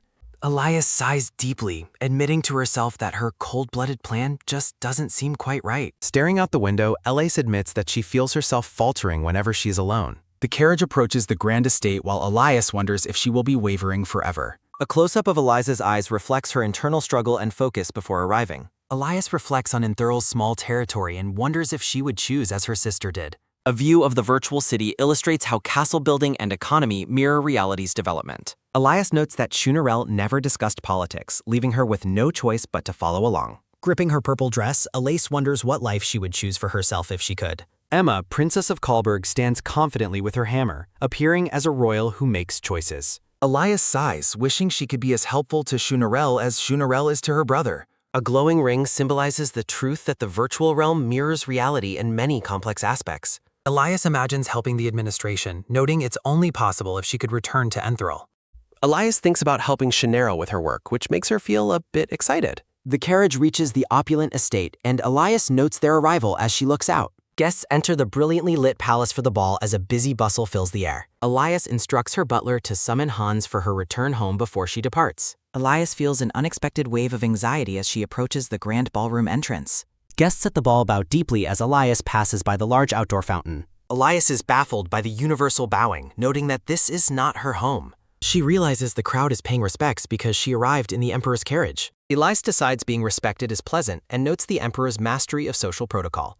Couples dance gracefully in the grand, opulent ballroom as the festive music fills the air. Elias observes that the guests seem excited to hide their true identities behind their masks. The festive atmosphere reminds Elias of a party she attended during her early childhood. Elias recalls sitting with childhood friends and eating a masterpiece of delicious pudding. In her memory, a young Elias eats pudding while watching the adults socialize. She remembers some adults dancing while others held serious discussions in small, focused groups. She recalls a young couple sneaking onto a terrace and pulling the curtains shut. Elias remembers preferring pudding with ladies but feels like dancing in the present moment.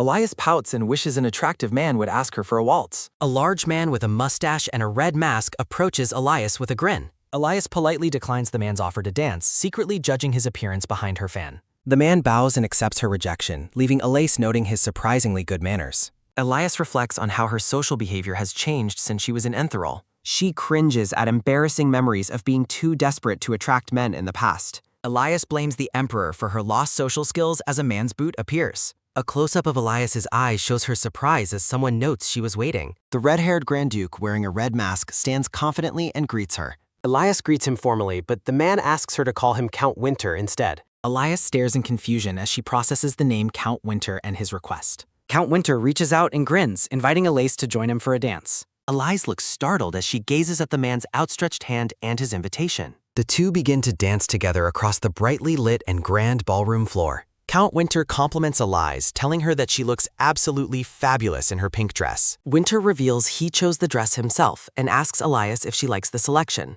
Elias realizes he wants praise and interest, so she compliments his impeccable and high-level curation. Winter admits he only sent the dress because it was suited to his personal taste. Elias laughs nervously while internally seething at the man's arrogant and self-centered personality. Elias is suddenly reminded of her initial, dislikable first impression of the red-haired man. A close-up shows Elias's heel pressing down on the man's boot with an annoyed expression. Winter jolts in pain while Elias feigns a clumsy apology for being out of practice. Winter accepts her excuse, noting this is her first outing since moving to Alfrey. Elias mocks his supposed generosity while Winter compares his kindness favorably to his brother's. Winter claims he sent the carriage early so she could see the entire ball's opening. Elias is confused by his claim but lies about being too busy beautifying herself. Count Winter grins knowingly at her excuse as they continue their private conversation. Winter suddenly pulls Elias away, telling her to follow him to a new location. Elias is caught off guard by the man's sudden and forceful movement toward the terrace. The two characters stand alone on a private balcony overlooking the estate at night. Aylis questions why they have come to the terrace while holding a glass of champagne. Count Winter gives a vague, knowing response as he stands close to the masked Elias. Winter strokes Elias's face and admits he simply wanted to see her features clearly. Winter laughs and admits he regrets the decision to host a masquerade ball tonight. Elias stands in the moonlight as Winter wishes he had invited her without a mask. Winter reiterates his regret, wishing he had chosen a party that didn't hide her beauty. Count Winter asks Elias about hosting another party and she tentatively agrees to the idea. Winter caresses her face, wishing for a future gathering where masks won't hide her beauty. Elias thinks she fits his taste perfectly and expresses happiness that he is satisfied. Winter removes his mask and approaches, noting that his efforts were clearly not in vain. Elias freezes, wondering how to react to his sudden intensity and the speed of their progress. A deep internal thought reveals that Elias has never actually kissed a man before. Standing on the moonlit balcony, Elias questions if she could willingly accept an impending kiss. Elias stares off with a troubled expression, deciding she cannot kiss him regardless of his looks. Elias asks about their stay, and although Winter questions her, she secretly wishes to leave. Elias notes they have only danced once, using the party's music as a potential social escape. Winter offers to wait for a song she likes, unaware she is looking for any excuse. Elias rushes toward the curtains to check the music while Winter watches her sudden movement. Peeking inside, Elias is delighted to find the song has changed at the perfect moment. Elias overlooks the gala, hoping the new song is good enough for a dance. A slow, somber tempo begins to fill the air, shifting the mood of the gala. Elias's face contorts in horror as she recognizes the unpopular and boring song currently playing. Guests complain about the orchestra's choice, deciding to sit out the dull and slow dance. Winter laughs, acknowledging the song's unpopularity, while Elias stands frozen in disbelief at her luck.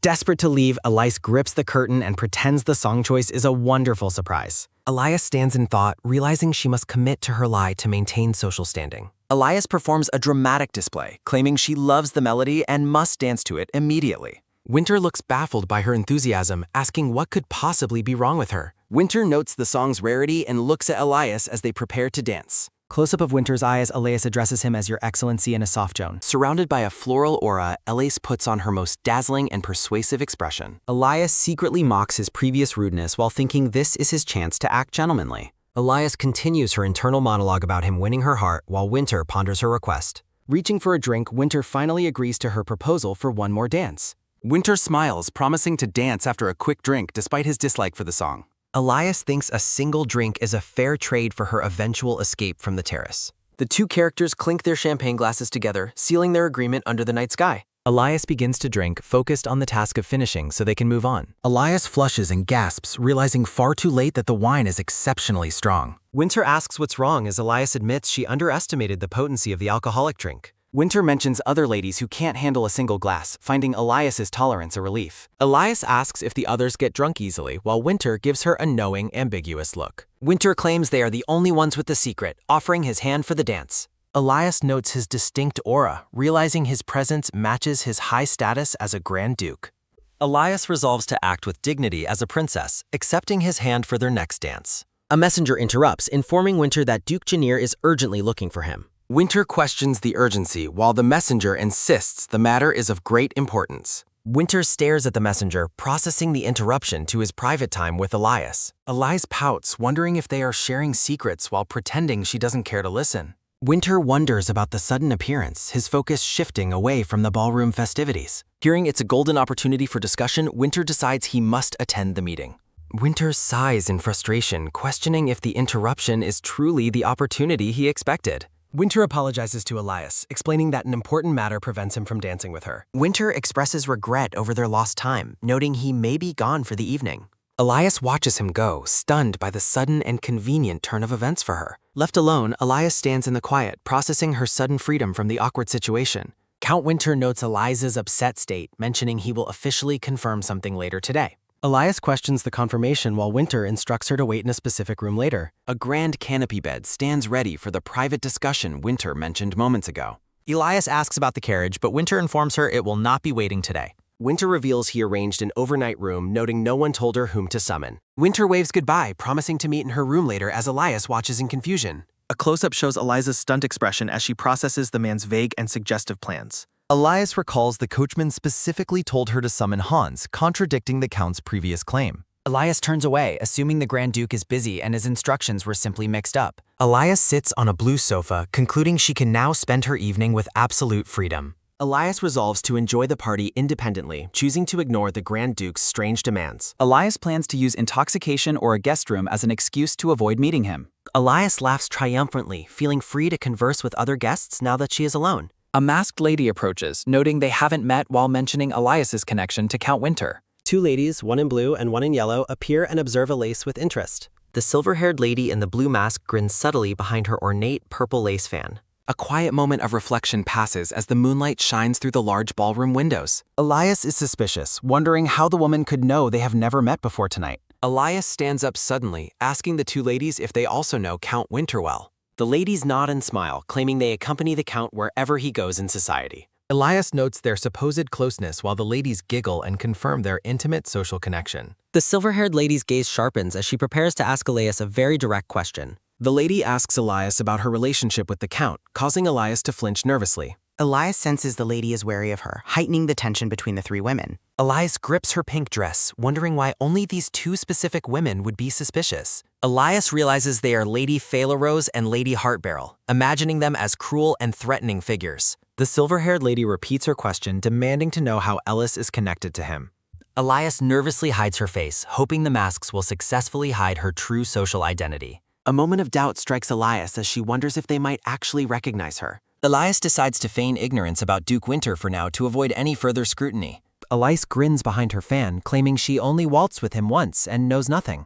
The lady in yellow looks skeptical, questioning Eliza's claim of not knowing the man well. The silver-haired lady suggests they continue their talk about His Excellency over a few drinks. Elias reaches for a champagne glass from a tray, using the gesture to buy more time. The lady in the blue mask smiles, maintaining her polite but clearly intimidating social presence. Elias tries to decline the drink, claiming she is a light drinker and requesting fruit juice. The lady in yellow laughs, explaining that turning down a drink is considered extremely rude. Elias groans internally, realizing she is trapped by the rigid and unforgiving rules of high society. Elias resolves to escape as a masked, silver-haired man suddenly approaches and greets her warmly. The silver-haired man asks for a dance, providing Elias with a much-needed social exit strategy. Elias views the invitation as a perfect pretext to excuse herself from the two ladies. The silver-haired lady mentions a meeting between their ladies-in-waiting, leaving Elias completely shocked and frozen. Elias's eyes widen in absolute horror as she groans at the sudden and dangerous revelation. Elias pulls her hand away from the silver-haired man, apologizing for the sudden change of heart. Elias puts on a fake smile, claiming she was in the middle of an interesting conversation. The silver-haired lady reaches for a drink as she reconsiders the current social situation. Elias declares that drinking is essential for an engaging conversation, suddenly accepting the wine glass. The lady in yellow notes they might still know each other despite their elaborate masquerade masks. The grand estate glows under the night sky as the ladies agree that drinks improve everything. Elias giggles with the ladies while secretly despairing at how badly she has messed up. The two ladies in the blue and yellow dresses converse while holding their champagne glasses. Elias sips her wine, realizing she has little choice but to follow along for now. Recalling Winter's laughter, Elias assumes he likely won't care about her current social predicament. The ladies enthusiastically urge Elias to finish her drink while she gasps at their intensity. Elias suggests taking their time with the strong wine, but the ladies toast to finishing it. One lady aggressively tells Elias to stop being reluctant and drink up at the table. Elias recalls the Count's earlier comment, wondering if someone has been bad-mouthing her tolerance level. Fanning herself, Elias admits she is feeling dizzy after consuming 3 full glasses of liqueur. Elias stares with a sharp gaze, realizing she must find a way to end this conversation. The two ladies sit perfectly composed and sober, contrasting sharply with Elias's increasingly intoxicated state. Elias realizes they want her wasted and asks what they would prefer to be called. Elias questions if she should address them by their real names or their false masquerade identities. The silver-haired lady suggests they use false names, calling herself Sky and her companion Yellow. Recognizing their desire for anonymity, Elias decides her own false name for the night is Purple. Elias prepares to speak as the lady in the blue mask offers her yet another glass. The lady encourages another drink while Elias fans herself, politely questioning the lady's surprising claims. Elias hides behind her fan, realizing she is in significant trouble as the alcohol takes hold. Elias sees the two women as menacing silhouettes with glowing eyes, sensing their predatory social intentions. Elias decides to change the subject, asking what they want to discuss regarding the Grand Duke. Sky giggles and claims His Excellency is actually shy and rarely dances with any random ladies. Yellow mentions that seeing Elias and the Duke together in a good mood sparked a rumor. Elias flinches in horror as the lady suggests she is the Grand Duke's new concubine. Elias frantically fans herself, denying the concubine rumor while acknowledging the Duke's undeniable physical appeal. The ladies claim to be hurt, stating they were told to be nice to his mistress. Yellow encourages Elias to be candid, suggesting they already know her true identity and relationship. Elias grins nervously, realizing the two ladies were certain of her identity from the very beginning. Recalling Winter's goodbye, Elias wonders why he would ever reveal their secrets to these women. A close-up of Eliza's eye reveals her frustration as she sighs about the Count's unlikable nature. The ladies insist the drinking continues, leaving Elias to ask for a pardon in utter disbelief. Elias takes a heavy gulp of the wine, struggling to keep up with the social pressure. Looking up at the night sky, Elias realizes she has been targeted by these two women. Elias leans against the wall, feeling physically ill from the excessive amount of strong floral liqueur. Well, that's one way to end a high society drinking game. Elias turns pale and resolves to find a washroom, wondering why they were so persistent. Gripping her stomach, Elias notes her tight undergarments are making her feel even more intoxicated. Elias excuses herself for a moment, observing that the ladies are very conscious of their appearances. Staggering through the unnecessarily long corridor, Elias struggles to maintain her balance while walking alone. Elias stops suddenly, her eyes widening behind her purple mask as she spots a figure ahead. Elias stares at a blonde-haired man standing further down the hall, his presence stopping her cold. The two characters lock eyes in the quiet hallway, both partially obscured by their elaborate masks. Elias wonders if the man before her is Bahamut, the figure from the virtual realm memories. Her heart races as she contemplates the impossibility of the man standing there actually being Bahamut. Elias quickly dismisses the thought, telling herself there is no way he has appeared in reality. Elias concludes the man is simply waiting his turn for the washroom, trying to stay calm. Elias bursts into the washroom and slams the door as the blonde man watches her leave. The blonde-haired man remains silent as the door slams, his expression unreadable behind his white mask. Splattering water at the sink, Elias is relieved the floral drink won't leave a bad scent. Turning the faucet, Elias sighs while questioning if she can truly consider her situation a lucky one. Looking into the ornate mirror, Elias expresses her deep dislike for her flushed and disheveled appearance. Elias closes her eyes and lets out a heavy sigh, trying to regain her royal dignity. Surrounded by a radiant glow, Elias prepares to call a name with the utmost sincerity possible. Elias begins a mystical prayer, seeking power and requesting that her internal energy be regulated. A brilliant light flashes around Elias as she successfully completes her internal magical regulation. Sighed in relief, Elias notes her mental sensitivity has increased after using a method called self-itter. Elias to return to the party, the door creaking as she exits the powder room. Elias stops abruptly in surprise upon seeing someone waiting just outside the doorway. Elias finds herself face-to-face with the blonde man who had been following her earlier. Elias is shocked, wondering if it is truly a coincidence that they exited the changing area simultaneously. Observing the man, Elias feels guilty because his hair color strongly reminds her of Bahamut. Turning away, Elias quickly dismisses the idea, telling herself there is no way Bahamut is there. Elias groans while planning to briefly appease the ladies before summoning Hans to return home. 3 distinct individuals appear, calling out to Lady Elias as she tries to navigate the corridor. Elias looks back at the blonde man, feeling increasingly confused by the strange unfolding situation. Noticing the man is also heading to the ballroom, Elias realizes they are walking the same way. The sight of the blonde-haired man continues to trigger deep, lingering memories of someone for Elias. Elias giggles as she walks, contemplating checking a certain growth rate upon returning to the virtual realm. Elias leans in secretly to eavesdrop on a conversation between the two ladies from earlier. The ballroom is filled with guests, yet Elias remains entirely focused on the social intrigue nearby. Walking through the crowd, Elias notices the other guests hurriedly sidestepping to avoid her path. Elias is perplexed by everyone's behavior, wondering why the guests are shuffling away in such a hurry. Peeking from behind a pillar, Elias hears guests whispering that the man behind her is the Emperor. Elias repeats the title in stunned silence, finally realizing the incredible rank of the man following her.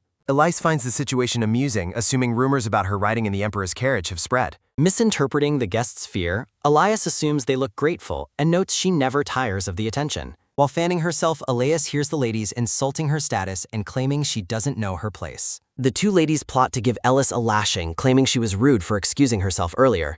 Elias overhears their malicious plan to intoxicate her and trap her in Baron Garang's private chamber. The ladies smirk while discussing how the scandal would humiliate the Grand Duke and punish Elias. Shivering in terror, Elias realizes the ladies are scheming to have her whipped or even executed. Squeezing her dress, Ellis worries that being expelled or disgraced would tarnish her sister's honor. Elias stares at the plotting women, resolving to prevent their cruel scheme from succeeding at any cost. The two ladies spring up in total shock as a powerful presence suddenly interrupts their conversation. Elias looks confused, wondering if the ladies have realized she overheard their entire conversation. Elias notes they look extremely flustered, likely because they never intended for their words to be heard. Observing their anxious looks and speechlessness, Elias concludes the ladies are aware of how terrible they were. The Emperor approaches Elias, directly asking what she and the two ladies were conversing about. Elias looks toward the high-ranking man, the tension in the room reaching an absolute breaking point. The Emperor graciously offers his hand to Elias, much to the visible horror of the two conspirators. Elias grins behind her mask, questioning what the man could possibly want with her at this moment.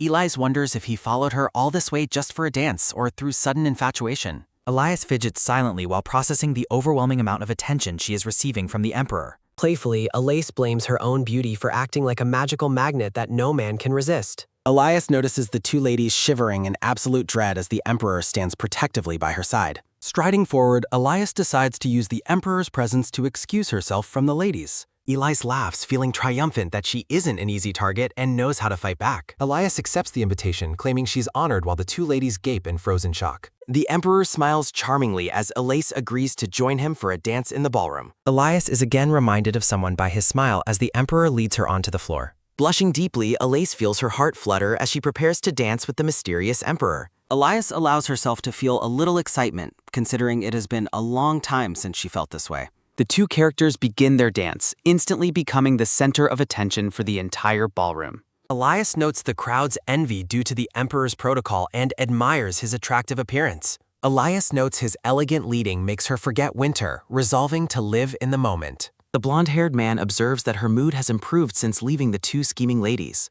Elias expresses her gratitude for his unexpected intervention while continuing their dance in the ballroom. Noticing his voice sounds strangely familiar, Elias struggles to recall exactly where she heard it before. The man questions the quality of her memory, prompting Elias to repeat his inquiry in confusion. Suddenly, the man pulls Elias into a tight embrace, breaking the standard distance of their dance. Elias is startled by his sudden proximity, internally questioning his sanity as she grows increasingly flustered. Elias worries about the audience's reaction to their closeness despite the anonymity provided by their masks. Thinking she should move away, Elias is silenced when the man softly demands her quiet attention. The atmosphere shifts as the man directly asks Elias if she finally remembers who he is. Elias reacts with visible terror, gulping silently as she realizes the gravity of his unsettling question.